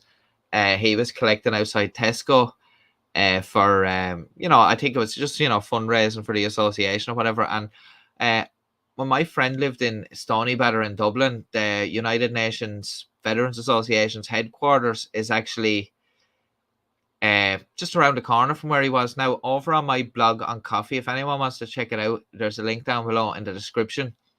And over there, I did a feature on the headquarters of that place where, I went into a bit of the history about it, and, there's a few photographs up there of the grounds and all. It's a really nice place, and they have a nice, I think it's I can't remember now, but I think it's a 25-pounder gun, field gun there from World War II. They have it restored and it's on display there now. I have a few photographs of that. It's really well done. If anyone's interested, go over and check that out and have a look at it there. But what I thought was nice is they were collecting today. So there was this old guy sitting outside Tesco supermarket collecting for them, and we went in and done our shopping and all or whatever. When we were on the way out, like I gave him a couple of euro or whatever like that, because I like to support kind of stuff like that, and especially seeing as the fact that they had a nice kept grounds up there. It's nice and the public can go in and use it. It's just a nice thing, like, and this guy anyway was there, and when I came back out, somebody had obviously bought some ice creams in the store, and they had opened like a multi-pack of them, like, and gave him one, and he was sitting there delighted with his little ice cream. And I thought it was just really nice and sweet, for someone to to be nice to him and give him an ice cream. I just thought it was really nice. It's nice to see little gestures like that with people, and it's really nice. Because it was kind of warm today when he was there, so I'd say he was appreciative of that. When he was sitting there, so I just thought that was nice. It's nice to see something more wholesome happening. Now, into another thing that I've seen in the news there. This is quite bizarre. This is about I won't actually say what it's about. I'll just play the video and we'll have a look at it. Let's get rid of that banner because I'll go to come back in. And the other video, like the last time, I think that's what's making the video play again. So I'll just get this up. So let's have a look at this. This is kind of, I like to have, when I'm doing this live stream, I always try to find something like a police chase or something to add into it. Like last week we had that box truck police chase. So that was in there. There's a link to that stream. It's a hefty stream. It's about 3 hours long, but if you want to scroll through it, we do show that box truck right at the end, box truck pursuit, and when the guy hops out at the end to bail out, he gets a taste of reality, let's just say. But yeah, so we're gonna look at this one. This is another chase, and I wouldn't call this a hot pursuit. This is more of a cold pursuit, as the lady describes it. So let's have a look. This is the Lee County Regional Airport in Hobbs. You can only fly to 2 places from there, Houston or Denver. That is until a Sunday night in August. Call it a different kind of flight from police. And listen, this is not slow-mo, friends. This is real time. The suspect was driving a baggage tractor. Yeah, the things they use to haul all your suitcases to your airplane. Top speed, 15 miles per hour. And meet the driver, Sebastian Rio Sierra, just turned 32 in July. Police say before he made off with the tractor, he crashed a stolen pickup through the airport gate and tried to steal a plane. Here he is with officers in, well, shall we say, cold pursuit? Right down the heart of Hobbs. Officers, stay close. It really wasn't too difficult, really. That is a borderline illegal lane change if I've ever seen one. And the pursuit goes on, and on, and on. After nearly 7 minutes, Sieta decided this was not enough excitement. So what's he do? He flips a U-turn. And it continues. He seems to be really enjoying himself. The pursuit moves through neighborhoods. So can you imagine looking out your window and seeing this? But just down the road, Sieta has a surprise waiting for him. Stop sticks. Suddenly, there wasn't much joy left in the joyride. Stop resisting! Stop resisting! Give us your hands now! Give us your hands now! Give us your hands! The stop sticks did the job, as did the tasers. Once Sieta was in cuffs, it was time for questions. What's your name? How about that? Sebastian Rios, the President of the United States. Sebastian Rios? The President of the United States. The President of the United States, okay. There were other colorful outbursts directed at police, but I think you get the idea.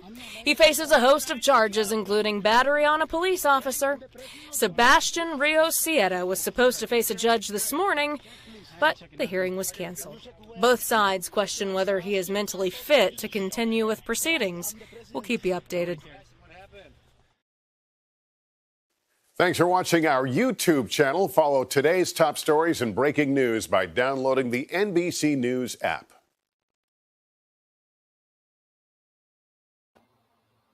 I have a better idea, Lester. Subscribe to Degenerate Watch and hit that like button. How about that? But we're going to... A man has just entered the studio here claiming to be from Frauded or Thunder. So because there was a taser used, I'm going to have a shameless plug here, guys. Knights of the Frauded, here's your stallion. The drink for freedom. The drink for federal indictments. The drink for a man who's alone against the system. Frauded or Thunder. The pride is back. It's the power of a Red Bull. Looks cheap, but it's so expensive. Vitamin injected. Inject me. Frauded or Thunder. On the thirsty road of life, you have to pay to prove you can.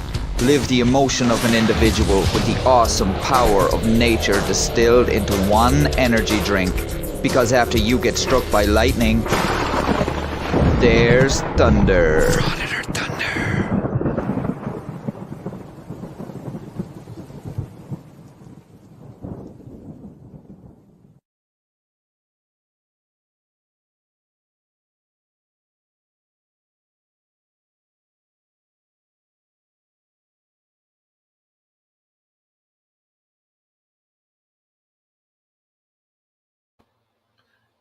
I have to remember to stop doing that, guys. Clicking back into the thing. But yeah, shameless plug there. It has to be the shameless plug. Sorry,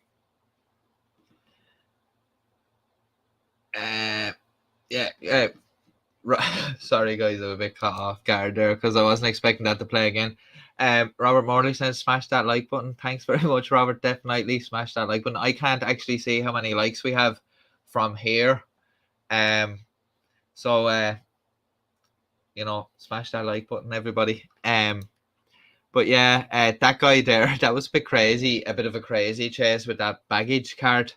That's definitely something you'd see in Grand Theft Auto or something like that. But yeah, that's absolutely crazy. And then I didn't know that guy was actually the president. Yeah, so he's claiming to be the president. There was obviously something seriously wrong there. Oh, thanks for that, Robert. I didn't know. See, I can't see how many likes there are from here. If I get it up, if I bring the phone over here too close to the microphone, it starts setting the microphone crazy. So it gets a lot of interference on it. Anyone that's seen my first stream will know that the first stream didn't go too well because the phone was sitting underneath the microphone the whole time. I couldn't hear the interference, but everyone else could. Dave saying choo choo, the train left the station. Oh, I was only put off by that video playing there again, I swear. That's all it was. Yeah, that's definitely all it was. Yeah, but see, people like that, I don't know, it's hard to predict. Just look at that guy, didn't get anywhere near an aircraft. because that's what his aim was. He was trying to get into the airport to take an airplane. So probably, to be quite honest with you, he mightn't have been able to get it off the ground. But who knows? He might have flew to the White House, seeing as he was claiming to be the president. Who knows? But that would have been, he wouldn't have got too far there, I don't think. Yeah, but people like that are just fucking. Oh, I shouldn't have. Sorry about that, guys. People like that are just mad. Like, I don't really know what the story is, but yeah,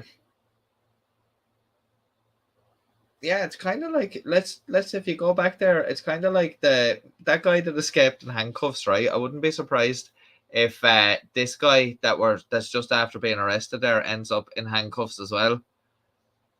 And then, like what I'm saying is, ends up in handcuffs while trying to escape, doing something harebrained. But Dave saying, yeah, if it helps you sleep at night, it does help me sleep at night. I don't like to think that my mind is going here at all, but tends to happen. And see, the thing is, like, we've been drinking the coffee here this evening, so it's not really it shouldn't be an issue. Like, I shouldn't be I shouldn't be drifting off here and losing track of what I'm talking about. But yeah. But I was hoping as well there during the week to maybe have another live stream, and I have to get around to having that Wolf Q&A as well. It's just basically if anyone wants to ask any questions about the whole wolf adoption situation. What, like, you know, I haven't had no updates since the last video yet. I'm expecting an update very soon because the sanctuary kind of send updates fairly regularly. So probably in the next couple of weeks I should know something. And then definitely for that Wolf Q&A live stream, when I do that, I'll have some more information and hopefully some more photos and stuff like that. So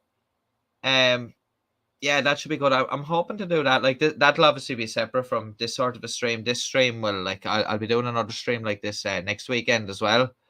And hopefully I'll try to do that in the middle of the week sometime, just to see if anyone's interested. Like, you know, if anyone has any questions about it, but if I can answer them or whatever. But yeah, so that's what's going on in relation to that.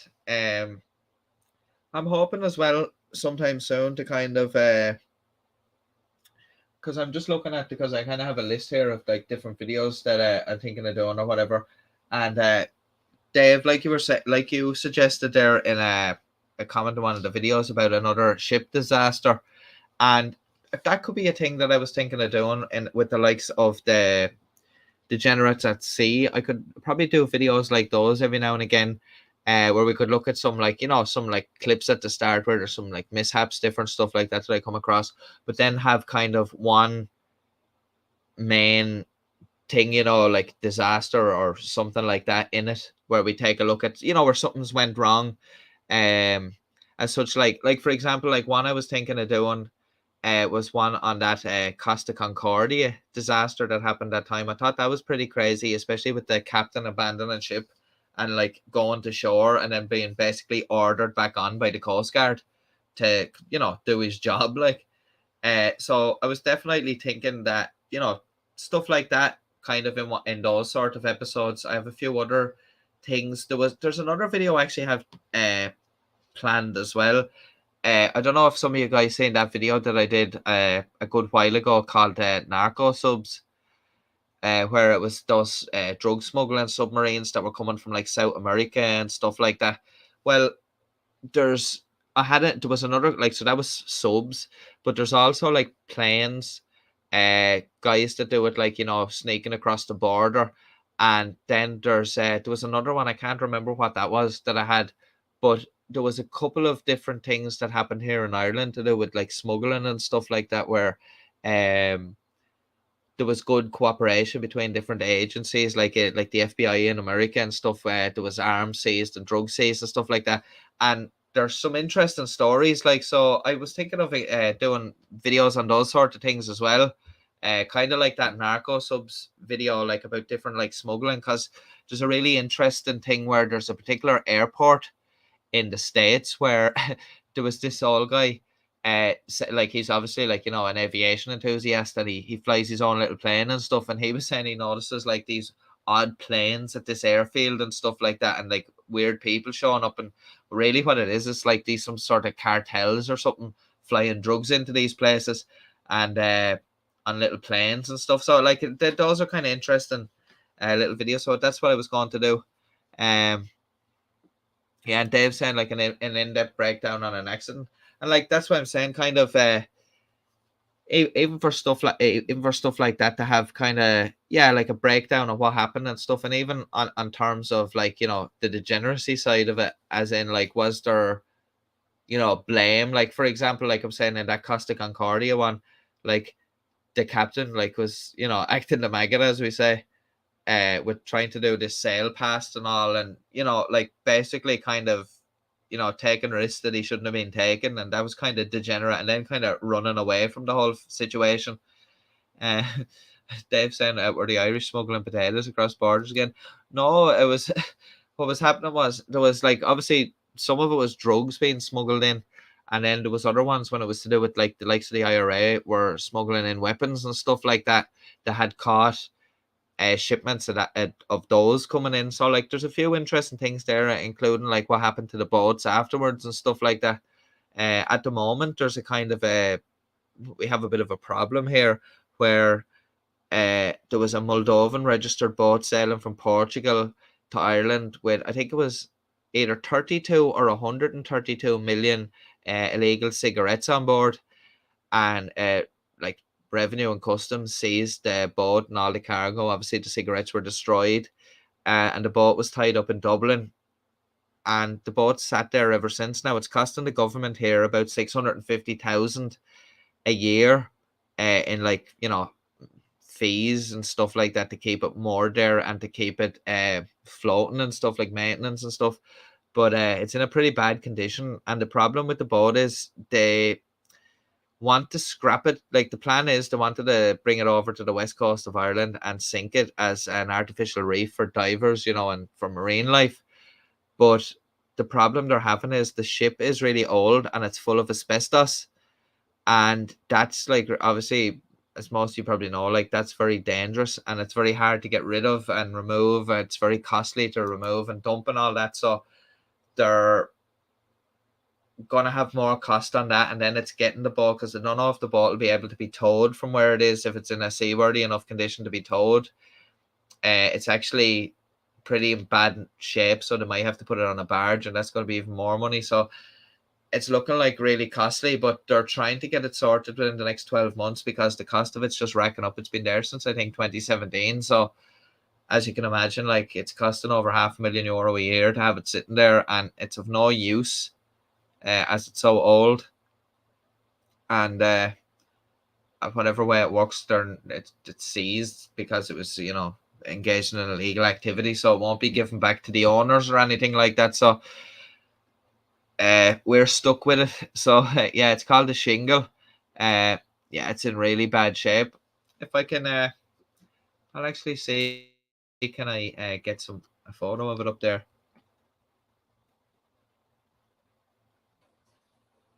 I'll have a look here now. It might take a second to load up for me, but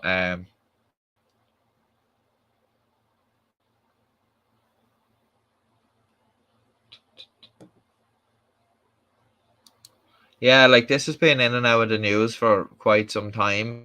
And it's back in the news again, obviously now, because the cost of it spiraling out of control of having it there. But I'll show you. Look there now. Do, do, do.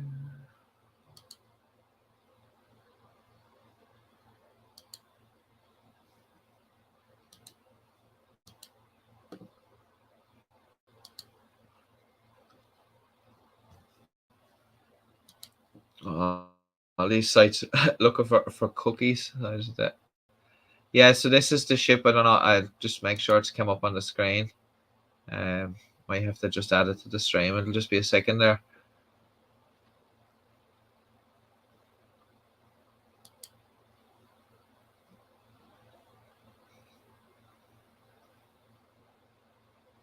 Yeah, so this has been there since I reckon I think it's 2017 anyway, as I was saying. And that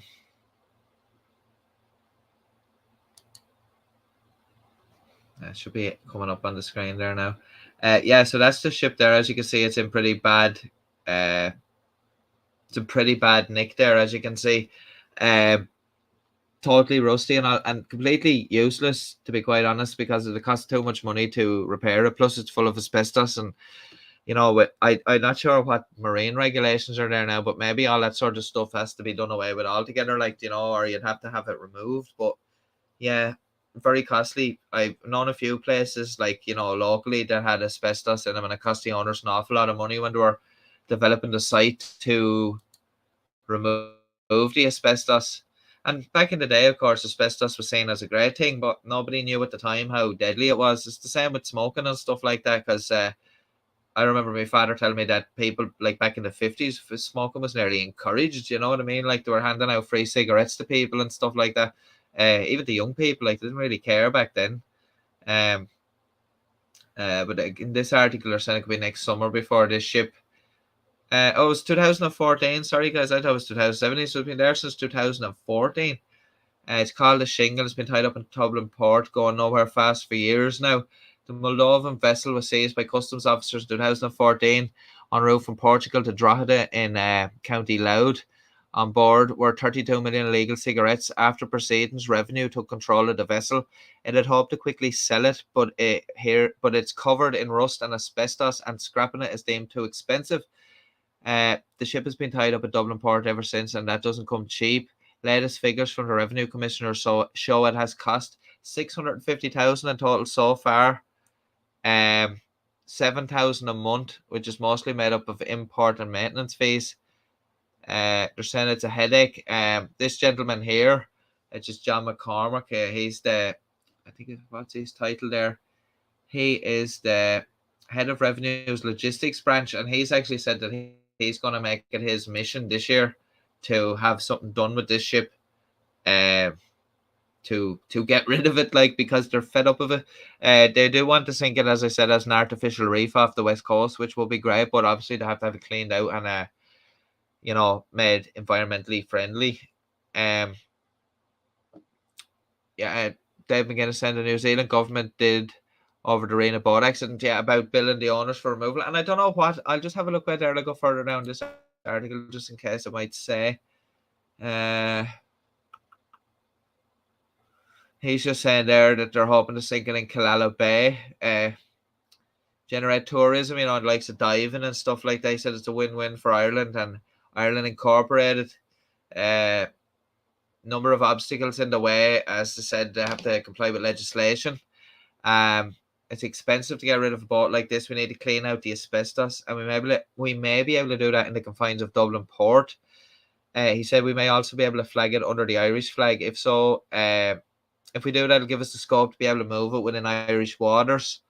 It's a fairly onerous process complying with the legislation. We've had a number of surveys done because the sense from the MSO is that they're concerned about health and safety issues, which anyone would be concerned. And there's some pictures of the inside of it. You can see it's very disheveled looking, and as you'd imagine, I just see Robert's comment there. He said smoking was thought of as healthy, and that's what he was saying. He was saying that back then in the 50s, here, not many people had televisions and stuff like that. And what ended up happening was they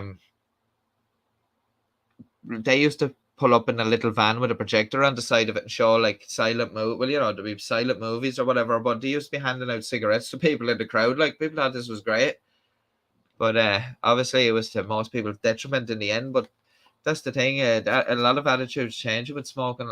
Even in this country, an awful lot of people are giving up.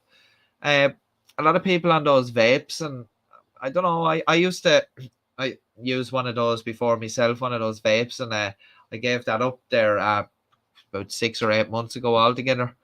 I seen a few stories about them. I kind of got a bit paranoid, to be quite honest, about them, and just kind of stopped using them. And it's been grand. I kind of now, if I kind of get that sort of a craving or anything like that, if I'm out, I just kind of chew chewing gum or something like that. Seems to work now. But yourself, for anyone that was a smoker out there, it is hard to give up and stuff like that. But you know, if vapes help people get off, then obviously that's a thing. But what I say now is there's a trend among young people out there, teenagers, that never smoke cigarettes are taking up vapes just for the sake of it, like, which is very alarming. But yeah, so that boat there, hopefully to get rid of that. They're thinking maybe next April or May. It's just how to get it out there. There's a group being set up to get it transferred there and stuff like that. But they reckon that might, like it says, the studies that was done as a working group have shown the bed nights that will be increased, you know, for local tourism, be about 60,000 a year, and 60 full-time jobs could be created just from sinking this boat.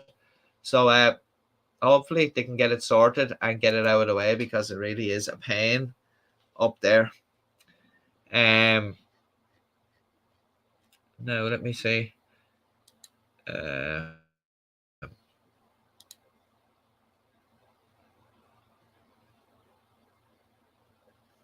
Yeah, so back, yeah, so and I was just trying to see there, was there anything else of interest there, just because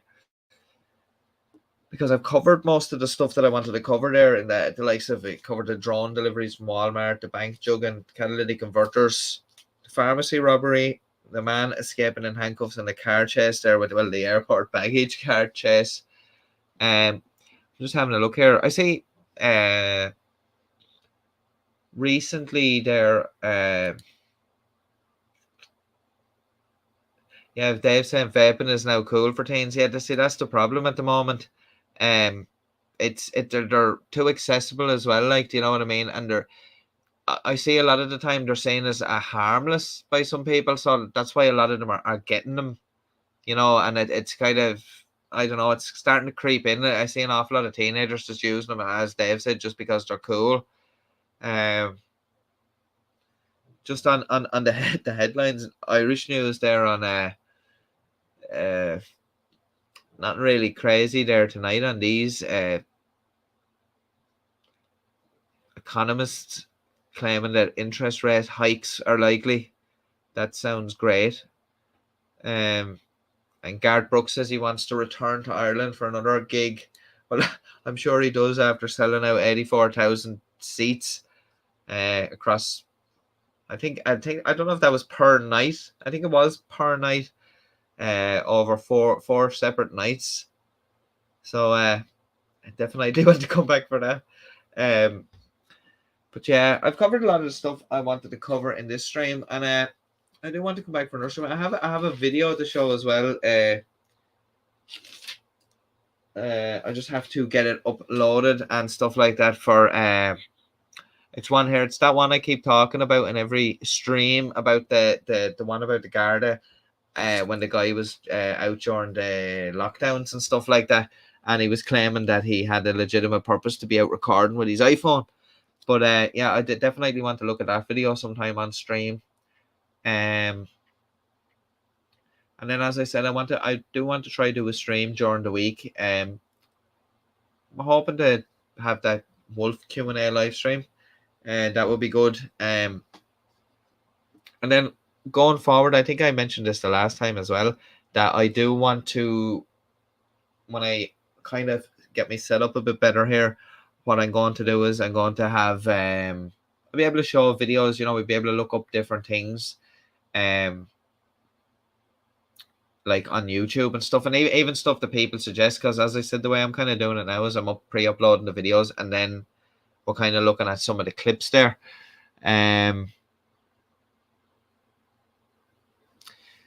Yeah, see, that's the thing, we don't know if these vapes are so new, Dave, like that's what I think. Like, we won't know for a good few years what the knock-on effects are going to be of those. Like my an auntie of mine that passed away a good few years ago. Now this is, like, I'm talking about, this is what, maybe 10 years ago or more, was saying that there was vapes back then, but they were for like they were around, but I don't think they were as big like as they are now. Like, they were never saying like that. But what was going on is that she was saying that, like, back then, that there were bad news, like, you know what I mean, that they couldn't be good for you, like, you know, that she reckoned from her point of view that if you're going to give up smoking, just try to give it up altogether. instead of doing something else. But that's what we won't know, Dave, until time goes on a bit. See what happens. I see Simon's after joining us there. Yeah, we're still going, Simon. I don't know if it'll be quite as long as last week's 3 hours and 37-minute live stream. I think it was last Saturday night. Well, Saturday night into Sunday morning. But it's good to see you, Simon. And as I was saying there at the start of the stream, I don't know if you had joined us at the start of the stream there, Simon, when we were talking about Leo and all. I don't know if you knew Leo, if you ever spoke to Leo. We were just talking about that. I don't know, because I always seen Simon always does be there at the premieres now, and I was thinking you might have spoken to him before. Simon saying there, I thought I got up the screen there. It says e-cigs and vapes were not around when I gave up smoking, but I didn't. So Simon, did you just give up like kind of cold turkey as such? I had tried one of those. It's not like a vape.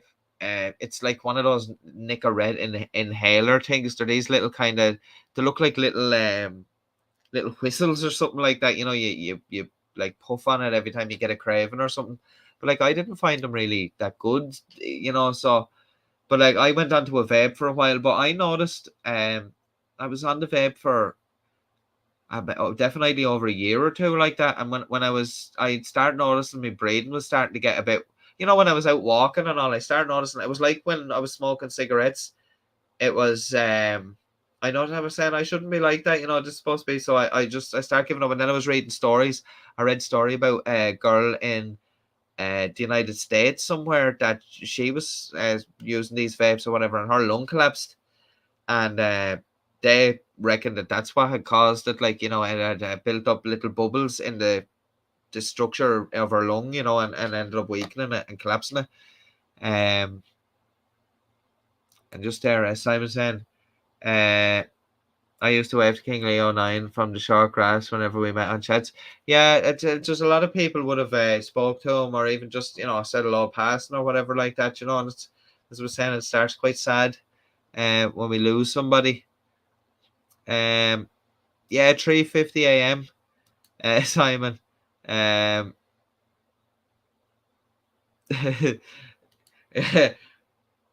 I don't know. Dave saying there, why are you tired, Simon? Do you need someone to get you? What are you trying to say there, David? The people will come onto this stream to fall asleep. That's I'm not offended by that now, but my soothing voice is like ASMR for people, is it? Where people are just not off to sleep. Yeah, cold turkey. Yeah, I think that's probably the best way, to be quite honest, Simon. Just get rid of it altogether. Yeah, bad news, especially like, when you're younger, it's grand, like you're not really thinking, but like as you get older, and then, you actually have people, people that have not necessarily have gotten sick from smoking as such, but the smoking hasn't really helped their situation and stuff like that. And you think to yourself, well, I don't want to end up in that situation. Like few people I've seen that were like, every time you'd seen them, they'd have a cigarette in their hand, and like a couple of those people like have have those oxygen bottles that they carry around with them and stuff like that. So yeah, that's pretty sad to see, like, and it's hard, like. So said some dancing girls that we get to sleep. I don't think we're going to see any dancing girls here. We'll probably get shut down, most likely get shut down. Yeah. Ben took a turn down service. Yeah, but yeah, so and I hope everybody's doing well anyway, well, getting by as best they can. Hopefully when this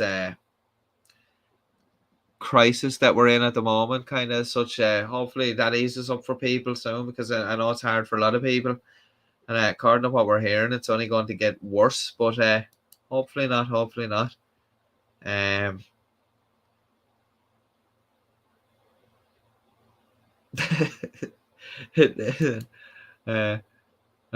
don't know any dancing girls to give happy endings. I'll send some sheep. We can count sheep anyway.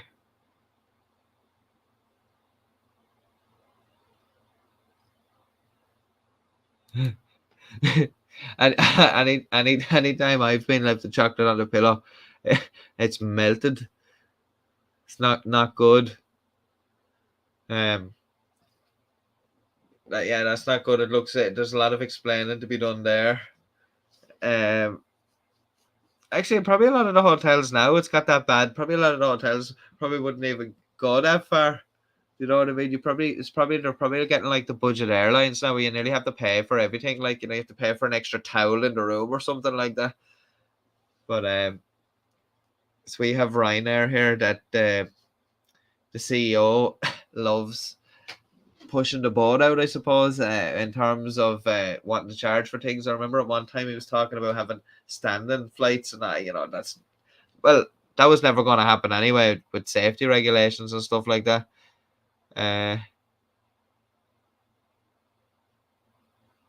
Is it like Simon said, I got extra at one hotel as they were melting, so the young lass gave me more to get rid of them. That's the thing. That's not too bad. Sometimes to getting stuff like that. Or I remember going to a hotel before, and like I was thinking they must have been trying to get rid of the those like shower gels and stuff that they give you, because like they had them stacked up in the toilet. Like usually they just leave you one or two of them or whatever. When if you're staying for a couple of nights and someone comes in to clean the room in the meantime, they might refill it. But no, not at this stage. Like this place, they just were leaving them out. I think they wanted people to just take them home with them.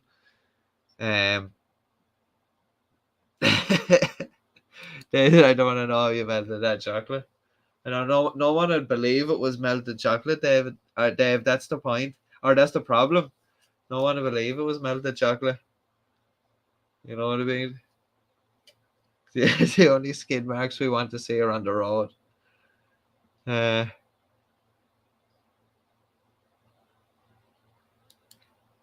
it would have been like it would have during the summer there, Simon. Like it was fairly bad.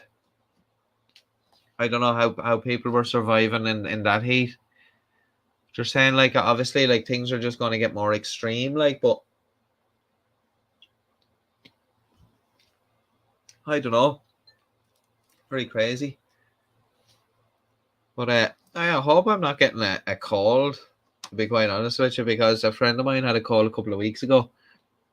So hopefully that's not what's happening. Usually like the change in the weather like that, from it being kind of mild, it's kind of some bad weather coming. It's dry for the next few days, but some bad weather coming. So I don't know if that's what's causing it. But oh yes, I said that was quite a few years back. That's the thing. Even like when I was visiting my auntie, they used to live down Portsmouth. I always found that anytime you go down there in the summer, like on the south coast there, it's quite warm down there. Like it was surprisingly warm. You wouldn't really think it, like, and then of course, like I suppose in the UK you can have a few different extremes, from being down the south, kind of closer to France and stuff like that, where it's a bit, be a bit warmer, and then you can be up closer towards Scotland area, where you can have it pretty much cold and raining all the time.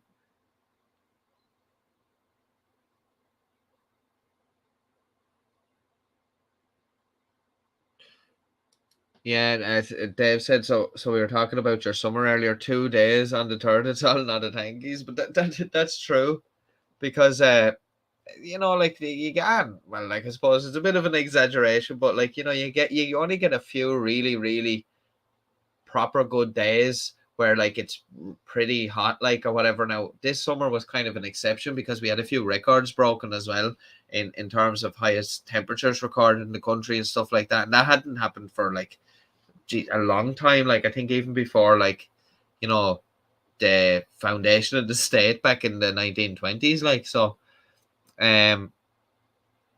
yeah, it's still quite mild here at the moment, like, but they're forecasting that it's going to change soon. So, and I'm not looking forward to this winter, as they're saying here.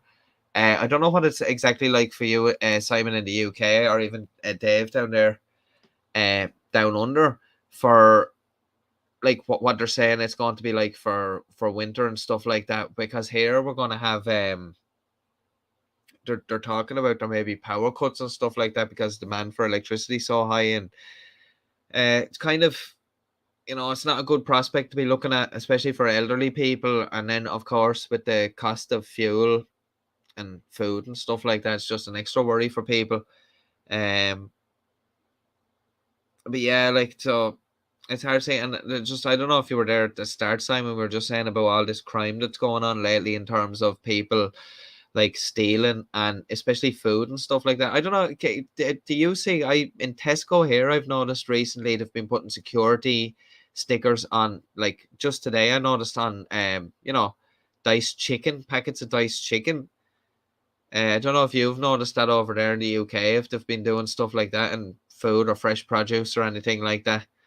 Um, I just thought it was quite bizarre. I hadn't seen it here like that. Obviously, like in the off licenses and all, they have security tags on alcohol and stuff, and you know, the expensive bottles of whiskey and stuff like that. But Dave saying we had snow earlier in the week. I suppose it's kind of winter time for you over there, isn't it? When it's summer over here, so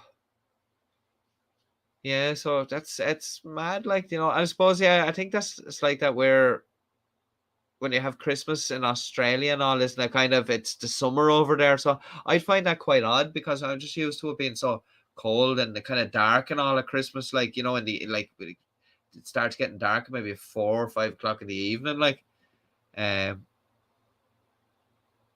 yeah, Simon said don't really do a lot of supermarket shopping, uh, but I've noticed a lot more loss prevention personnel. Yeah, and I can see that being a thing. Like we were even looking at a thing at the start of the video there too about people being robbed at ATMs when they're walking away from the ATM, and they're people are following them, or even people are watching people cashing checks and then following them home and stuff like that. So, you know, you can see that with food, and then there's a lot of grass seeds stolen and all that. Like, so you can see that you know, things are getting a bit more extreme. And it's, as I was saying, it's not like the last crisis, whereas like this is more like, you know, people were losing their homes and stuff like that and jobs the last time, but now it's kind of it's hitting people even worse now because of the prices are going up so high, and those other things are happening as well. Like, not so much job losses, thank God, at the moment. Like, but like I can see people with the cost of food and fuel and everything else going up. Like, people that are paying back mortgages and all that, I can see some people getting into arrears, and then that whole process starting again where people are going to be losing their homes or their properties and stuff like that. So that's not a nice thing to be thinking of. But some of the I suppose economic experts are saying when you start seeing people starting to, you know, when you start seeing it in the papers where they're talking about banks are complaining about there's so many people defaulting and all that, then that's when that's starting, you know. But Dave saying a loss prevention officer here once told me that she had someone try to steal a frozen chicken stuffed in a very special female place. I can't imagine that chicken was too was too good afterwards. That was definitely written off as a loss anyway. Nobody wants that. But yeah, it's mad like what people will do. But I suppose when people are desperate, they'll kind of do anything. And Simon saying there, I suspect that there will be more messing about with trying to bypass. Yeah, meters. I actually never thought of that. Yeah, borrowing energy off neighbours going on. Yeah, and actually, you think about that now when it comes to some people, because that's probably one of their main bills. Like, you know, if not for their mortgage and stuff like that, it'll probably be their electricity bill. So yeah, that's a good one. You probably will see a lot of that, and I suppose these companies will probably have to monitor that a lot more closely. Uh, I can't imagine these guys that run some of those grow houses and stuff like that, you know, getting on too well, because they're up to that nonsense anyway of bypassing the, you know, the meters and stuff like that. And they normally do get caught. You see a lot of busts on these places. So like domestic homes like that, all of a sudden, kind of, you know, when the like the electricity company notices that, you know, like you're not going to get away with it. But I can see people definitely trying that, and of course that's very dangerous, tampering around with that, because no, like, proper registered professional electrician's going to come in and do that to a meter for you. You'd have to be some sort of a cowboy you're getting to do it on the side. So I said, please tell me that was her handbag. I don't think it was her handbag. I think it was in one of those places where I don't think I don't I don't think we want to know. I don't think anybody wants that chicken after that anyway. It definitely would have soured somewhat. But yeah, a lot of people try some crazy stuff. I actually seen a video there recently of some lady there. She was in a Walmart. I think she was acting up in a Walmart or something like that. And she got tased by the officer. And when she got tased, it was just one of those drops where she just cleanly dropped to the floor. Like she didn't like grab onto anything going down. She literally just flopped to the floor. It was such a takedown. It was crazy.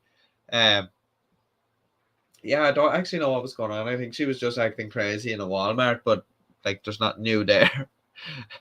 Walmart seems to be a lot of stuff going on in Walmart. A lot of crazy business goes down in Walmart.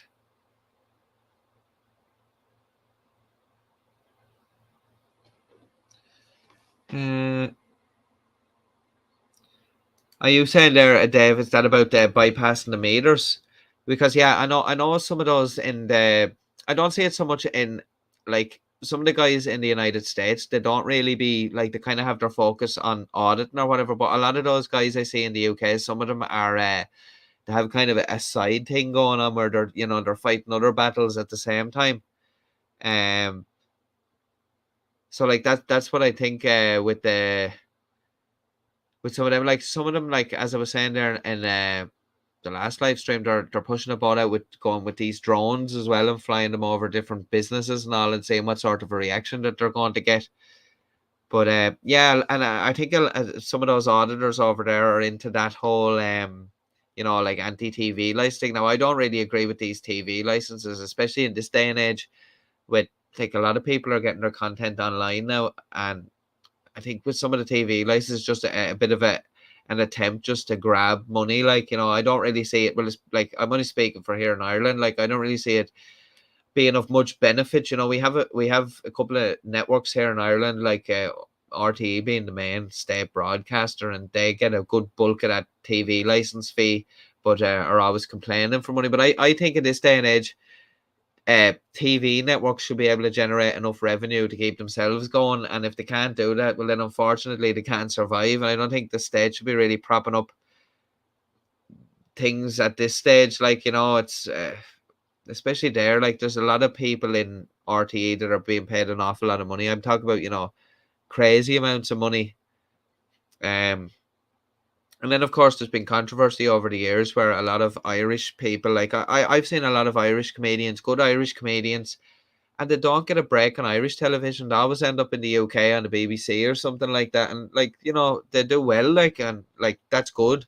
What I'm saying is they never get the opportunity here. And it's just, I just think that the state broadcaster here just isn't great at all. Like, and paying this TV license fee, like, and now a lot of people are getting their content online, they want to change it to some sort of a media fee or whatever sort of a fee. Like, Dave said, do you think we're helping Degenerate watch lose track of what he was saying or thinking? Sometimes that happens. Sometimes that happens. Yeah, the caffeine is doing that. I've actually drank the cup of coffee. I'm actually drinking out of a Coca-Cola now. That has a slight bit of caffeine in it, I suppose. But it's actually one of those. I actually forgot about it. It just says on the cup it's one of those World Cup.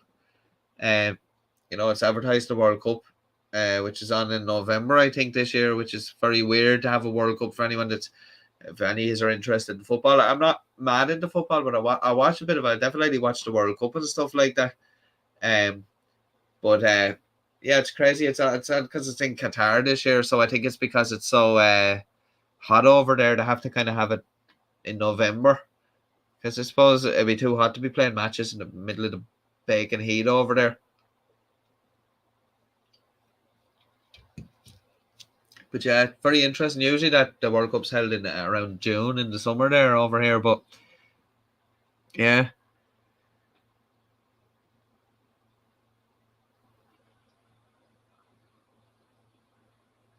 Yeah. And Dave says like that everywhere, not just in Ireland. But that's the thing, like as well, just what you're saying about those auditors as well.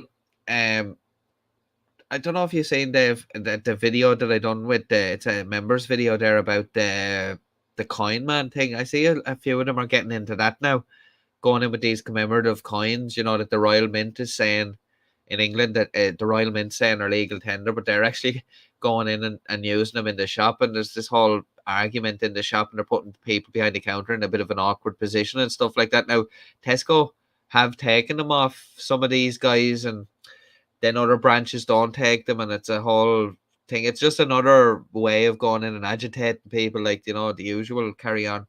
And yeah, like that. There's more of them getting involved in that at the moment. Uh oh, there, Tanny. Welcome. I think did you change your name to Tanny Popcorn Queen? Good to see you. Yeah, we're still live here. Um, we went through most of the stuff that we did that we were looking at there earlier on. We were kind of looking at stuff, and we were just talking now kind of about some of the auditors in the UK, the kind of the different things that they're kind of getting into. And I do want to cover in a video that whole thing about these drones that they're using, that they're starting to use drones now going over businesses. A lot of them are going to private businesses and doing it. Some of them are flying over police stations and stuff like that. But yeah, hopefully I can do that in a video sometime soon, because it's quite interesting. It's just, I think it's just another way that they're doing to just try to provoke a reaction, and it's probably kind of getting boring for some of them now, because I think a lot of the police are getting wise to some of their tactics, and a lot of them aren't getting the reaction they want. Yeah, well, according to what I see there in England, like they're allowed fly it, like Tanny's just saying, they're allowed fly them over these businesses, because there's the rules in England, I think, is if the drone's under 249 grams or under 250 grams or something like that, you can fly it without needing any sort of a special permit or anything like that. So a lot of these guys are doing it legally. Like they've registered themselves and all with the Civil Aviation Authority, to register their drone and stuff like. So a lot of them know what they're doing in that respect. So they're not really breaking the law as such. But yeah, it's very odd. But now I'm just have to say the comment. I don't know if Tanny was actually talking about the coins there, but yeah, with those coins, that's the thing about with those being legal and all that. If that's what we're talking about there, if we're talking about the coins, yeah, some stores are taking them off those guys, but there's a whole weird thing going on with it. Like the Royal Mint website says that they are legal tender, but it does specify on the website that most shops probably won't take them. It's a whole grey area, I think, and with more of them doing it, it's probably going to draw more attention to the whole subject. But yeah, see, the way it works is that like these guys will buy these coins, and the coin might have, let's say, a value on it of £100, right? But they've bought it off eBay for like £80 or £60 off someone that had it in a collection that's just getting rid of it or whatever, and then like he'll make a profit on that. What they usually do is the way it works is that once the fuel has been put into the car's tank, they can't really get it back out of it. So he'll go in with this coin and offer that up for payment, and because they can't take the fuel out, he's kind of holding the store to ransom. So yeah, and I am going to feature some of that in one of the frauder compilations down the road a bit. So yeah, you'll kind of see more of that, but there's an awful lot of them kind of getting into that now. There's a couple of guys that are doing it. I can see it becoming more of a thing, especially now, let's say with this whole money thing lately. Like, so people might have those in coin collections and start selling them on eBay real cheap, and then of course these guys will scoop them up and go off then. Hey Dave saying I have a good plan to deal with drone flyers, a rifle. I think there was a guy in Denmark, or not Denmark, in Holland recently. There was, I think he was camping. He was out on a camping trip or something like that, and somebody was flying a drone. So I think he either shot it down or he was going on about shooting it down. But I think, obviously, you know, that's not allowed or whatever. But he was getting really annoyed about it because it was ruining his the ambience of his holiday. So he had came from somewhere else. He was on holiday camping in Holland, and like some dude was flying a drone around annoying him. So he wanted to. I think I'm not sure if he shot it down. I think he could have shot it down, but yeah, Simon's just saying there are legal issues with interfering with drones in the UK due to how relevant the laws are worded. Yeah, do you know what I think it is, Simon? Because I've seen a couple of the guys are flying the drone, and when someone comes over, starts interacting with him, they start quoting this part of it that says you're not allowed to interfere with a pilot. Like technically, the way the law is that they're flying. The drone is an aircraft, you know, according to the Civil Aviation Authority. That is an aircraft, and the person that's flying it is a pilot. Exactly like you're saying, it's the way the laws are worded. And if you were a member of the public and you went over and snatched the controller out of their hand, or knocked the controller out of their hand and caused the drone to crash or something, like not only could you be probably charged with some form of criminal damage or assault or something, you could well be charged with interfering with a pilot. So, like, you know, that's a proper bad charge to be getting as well. Like, so, yeah, and that's another thing, Simon. I think that's why they're like a lot of these guys. You know, as much as we say they're stupid and all, they're very cunning in the fact that they you know they know how to provoke a they're experts at provoking a reaction. So, you know, obviously that's just an extra piece of you know, an extra just little facet of their thing, like where they can have another argument. Oh, you're interfering with a pilot, like, you know what I mean? So yeah, I just yeah, and I can see that ending badly because I can definitely see a member of the public like getting upset, like um, all depending on what sort of places they're flying over. Like, there's a couple of guys, like there's one guy he flies around basically industrial estates, and to be fair to the guy, right, he's not really an antagonist as such. He would go to the place and he tries to engage in conversation with people that work there in order to find out more about the place, not from just to be rude, just to literally this guy says he has an interest in these places and all, and he does try find out. And to be honest with you, sometimes when you look at some of the videos, you would like learn something from them. So I suppose he's not really doing that bad. He doesn't really get into arguments with people. When people ask him to go, he normally just goes. Now, he does obviously tell him he's going to fly a drone over the place and that there's nothing they can do about it. But at the same time, uh, he does stick within the law and he is polite to people. Like I've never heard him actually go off at someone. You know, like some of the auditors that you see, they're like pretty rude to people and all that. But like this guy, you know, at least he's being courteous to people and he's going there and he's trying to ask questions. He's not just standing there and like acting like a child with these people, like, you know.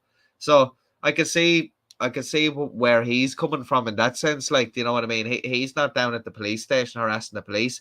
And a lot of the time, because this guy is polite and because he's like his demeanor, he's not giving off. He's an older guy, he's retired and all that as well.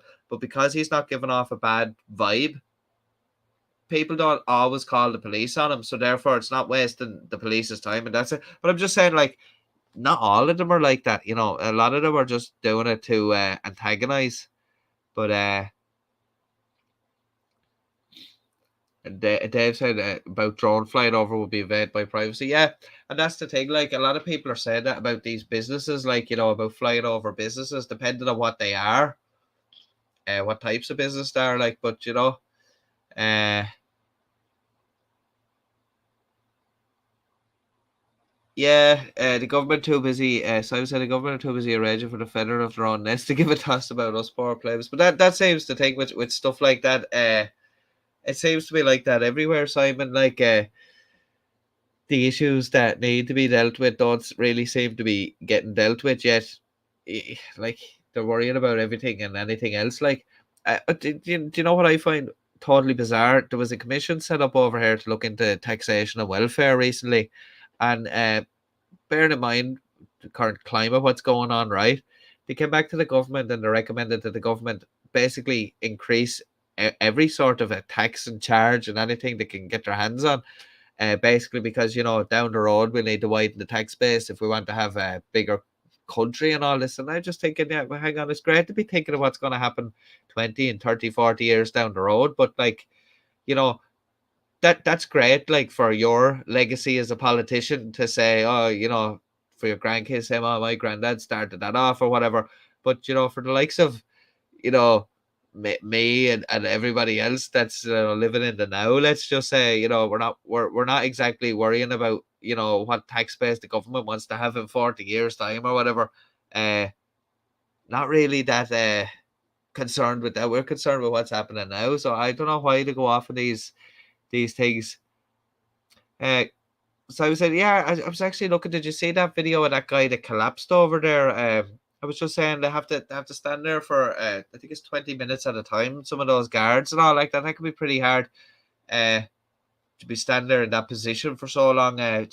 Simon saying the government are on holiday, for 10 days for the death of Her Royal Highness Queen Elizabeth II, and yet they can still see about arranging the lifting of the caps of bonuses for bankers. Yeah, see, that's what I mean. Looking after their own sort, you know what I mean?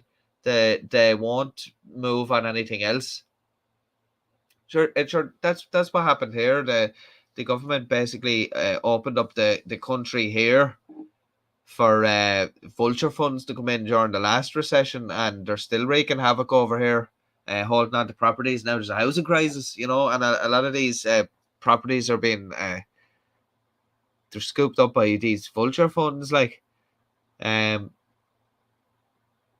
Yeah, Tanya's just saying in regards 6 hours at a time. Yeah, it's absolutely crazy, isn't it? Like the way, so I don't know how to do it. Like there was somebody commenting on it there the other day saying that it actually, you would think it, but to stand there with your head down like that and holding your rifle a certain way and all that, like that does take concentration, to not be slouching and this, that, and other. You have to be concentrating on it. It's mentally draining. I don't know what happened to that poor guy that collapsed over there. He could have been dehydrated, just fatigue. Who knows? Like, but I believe I didn't really see the news. I don't know if anybody else seen it. Actually, just after thinking of it, it came up on my feed, but I didn't get time to click into it. Something about some guy apparently like tried to rush up to where the Queen's coffin was this evening. I think he pushed some young child out of the way and ran up, and he was obviously swiftly dealt with. I think he was arrested, but yeah, some guy tried. I don't know what he was trying to do. He went up. I think he was trying to. I think just her crown is on top of the crown, and something else is on top of the coffin with some flowers, and it's draped in a flag. I know most of you have probably seen some of the images, but yeah, some guy I think stormed up. I don't know what he was planning on doing. I'll actually just see while we're here. Because I'm pretty sure that would have made headline news here somewhere. Yeah, I actually seen that before I went live.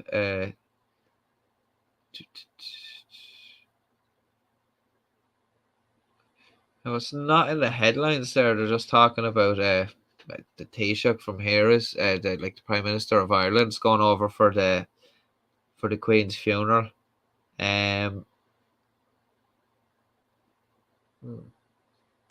Definitely seen that story earlier on.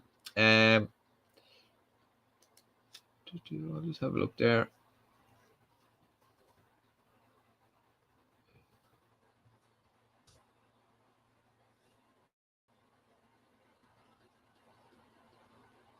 Yeah. So yeah, it is a man detained there.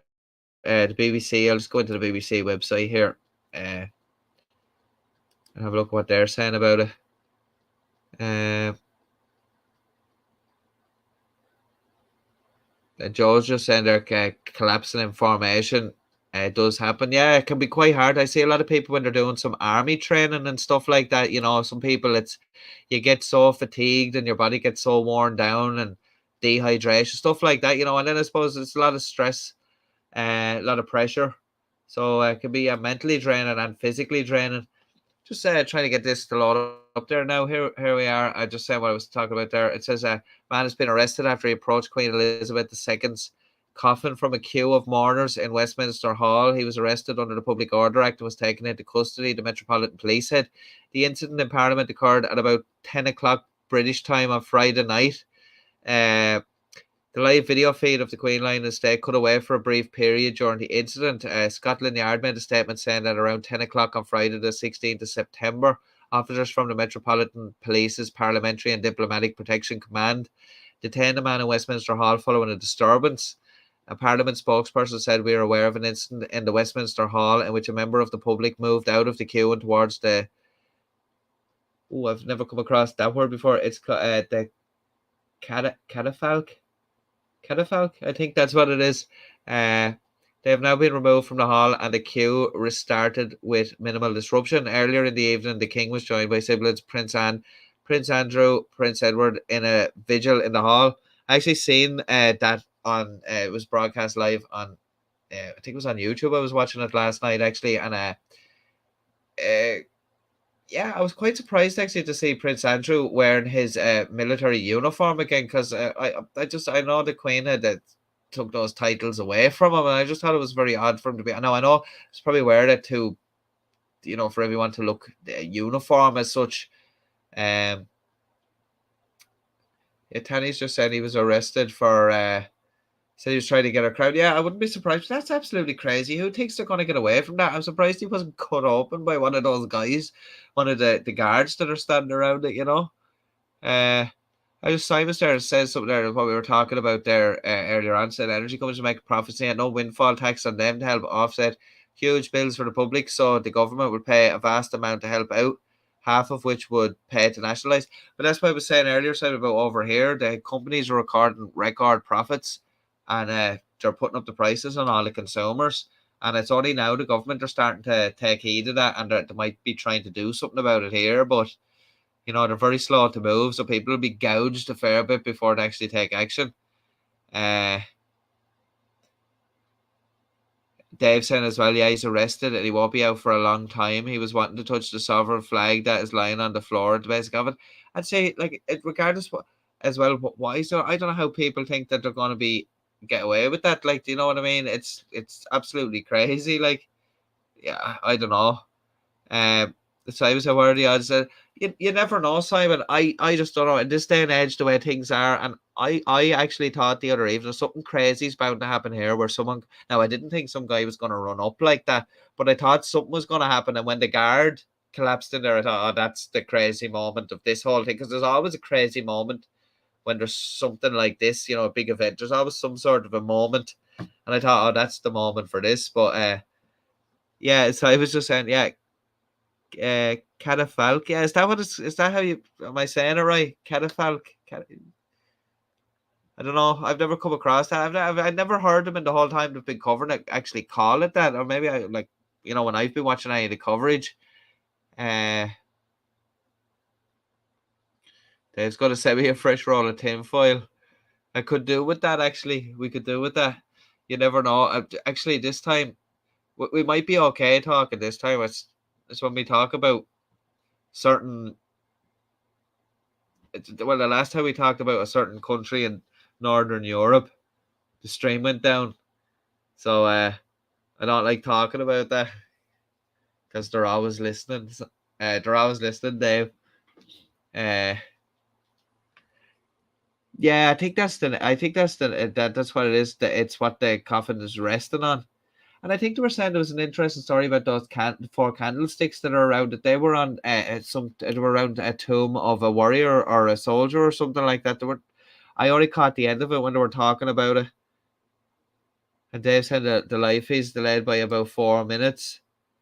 Yeah, I'd say that's probably for those sort of reasons, so to have time to cut away if something happens or there's an incident or something like that. I actually thought it was quite odd there as well to see the likes of your man David Beckham queuing up in the queue there and all that, to go in and stuff like that. So yeah, I was surprised his wife wasn't with him, because they were always Posh and Bex were kind of always like these you know, kind of the royalty of celebrities or something like that. So I was surprised that she wasn't there with him, but as I said, they're doing something about it here too. They're enjoying the money in their pockets. Yeah, I think that's true. You'll never get away. And see, that's the thing. There's a controversy over here with some of the people in government being landlords, and not declaring that they're landlords. That was a bit of a scandal with that recently, and also same guy that's a landlord was basically lobbying in government for them to increase certain welfare payments. Let's say that are kind of social welfare payments that are paid to landlords for people that are being put in rented accommodation or whatever like that. So obviously that serves their interest. But four candles. That reminds me of that skit. I don't know who it was. Was it the two Ronnies? That skit where they're and your man's driving them mad, asking them for all these things in the shop. That's an hilarious skit. That is. Yeah, that was really good. I think I don't know if that's what you're referring to there. Yeah, I was wondering about that there, Dave, with the candles, how often they were replaced and all that, because there's a lot of stuff there, like that's odd. Like you'd wonder, like what goes on in the background, with all those sort of things there. Yeah, the two Ronnies was very good. I used to even like that. What was the other show that one of them? I think one of them, or was it both of them were in? I think it was one of them was in that one. Was it Open All Hours or something like that? But yeah, the two Ronnies were very good.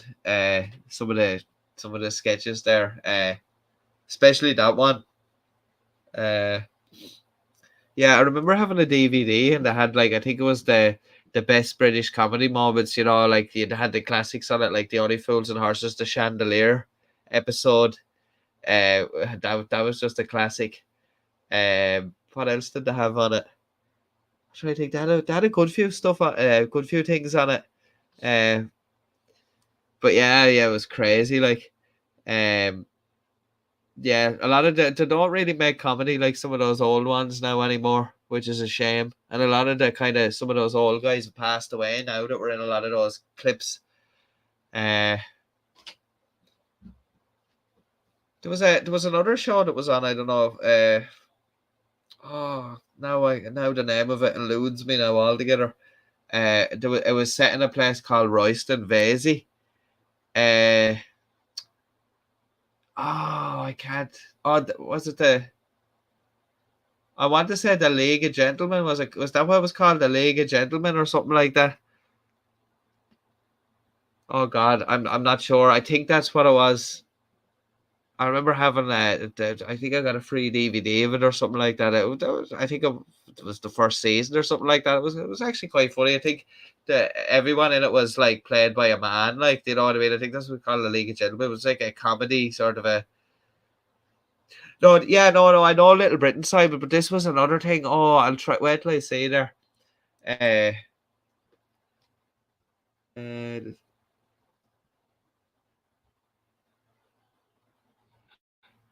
Yeah, no, this thing was called the League of Gentlemen. It was set in a place called Royston Vasey. It was a British sitcom, but I know Little Britain was a classic. I used to love Little Britain. I had a lot of Little Britain on DVD, which was very good. Yeah,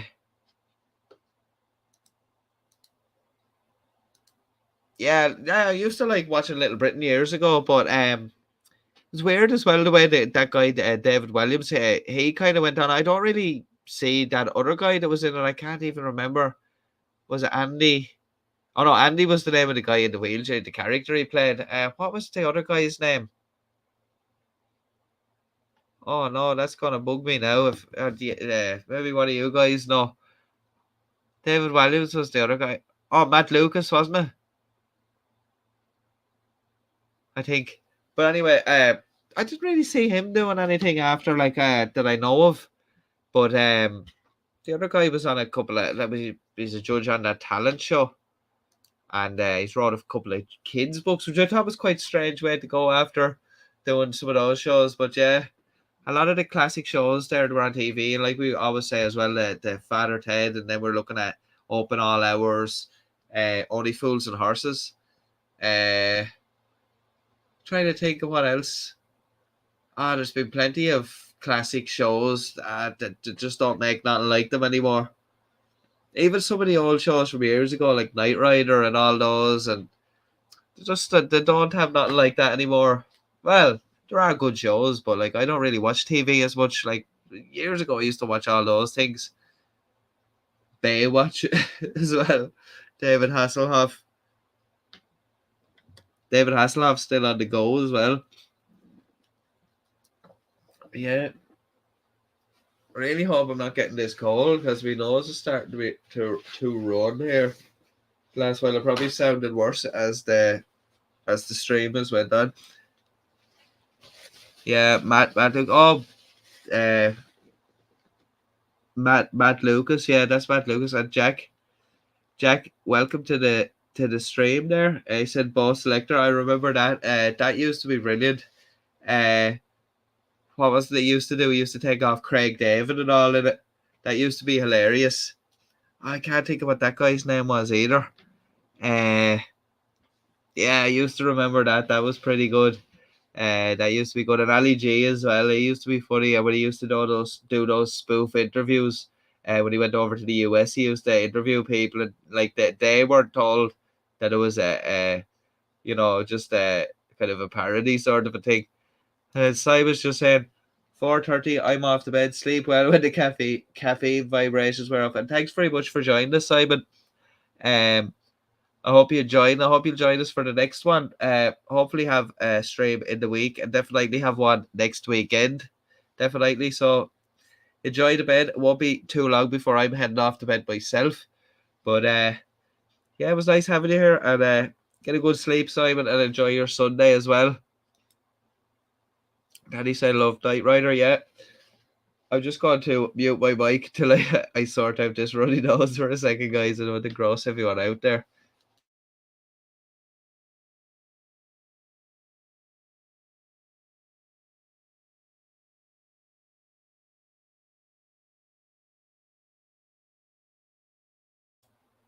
Sorry about that, guys. But yeah, Knight Rider used to be great, and yeah, like they don't make shows like that anymore, really, which is a pity.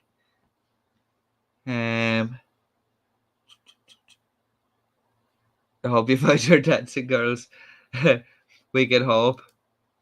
Or maybe when you're asleep, maybe in your dreams or something like that.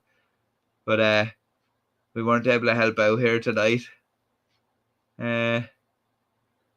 Yeah, definitely don't want to be getting sick, Dave. Have a few more videos to get done and stuff like that, but hopefully it's just one of those things. A friend of mine had kind of a bit of a cold, but it was only a couple of days thing, so hopefully that's what it is. And then what I want to say as well is thanks to everybody for joining us, and definitely I'll let you know way in advance before I do the next stream, hopefully during the week, as I said. And I'll definitely let you know at the end of the week. Yeah, because definitely at this stage, because we know it's starting to run a little bit more. I think it's only because I've been kind of sitting here and stuff like that. But yeah, I just want to thank you all very much for joining me. I hope you all have a great weekend. And as always, I'll be back with another video in a couple of days. And I hope you'll join me then for a premiere of that. So have a good weekend, guys. And I'll talk to you all again soon. Yeah, I think that's everything I wanted to say, and we have everything covered there anyway. So yeah, take care, guys.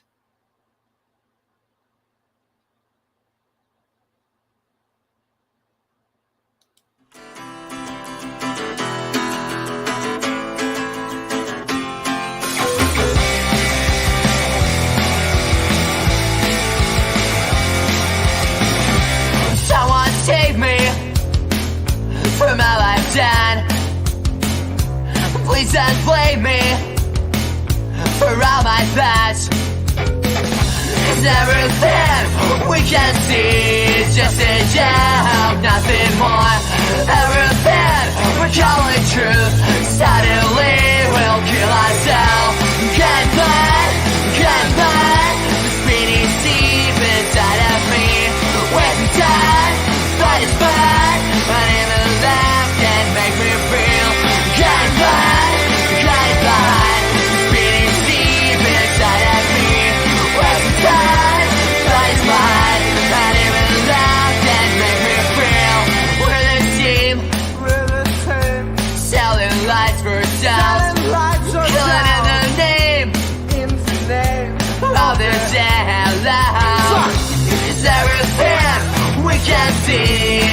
a job, nothing more. Everything we're calling truth, suddenly we'll kill ourselves.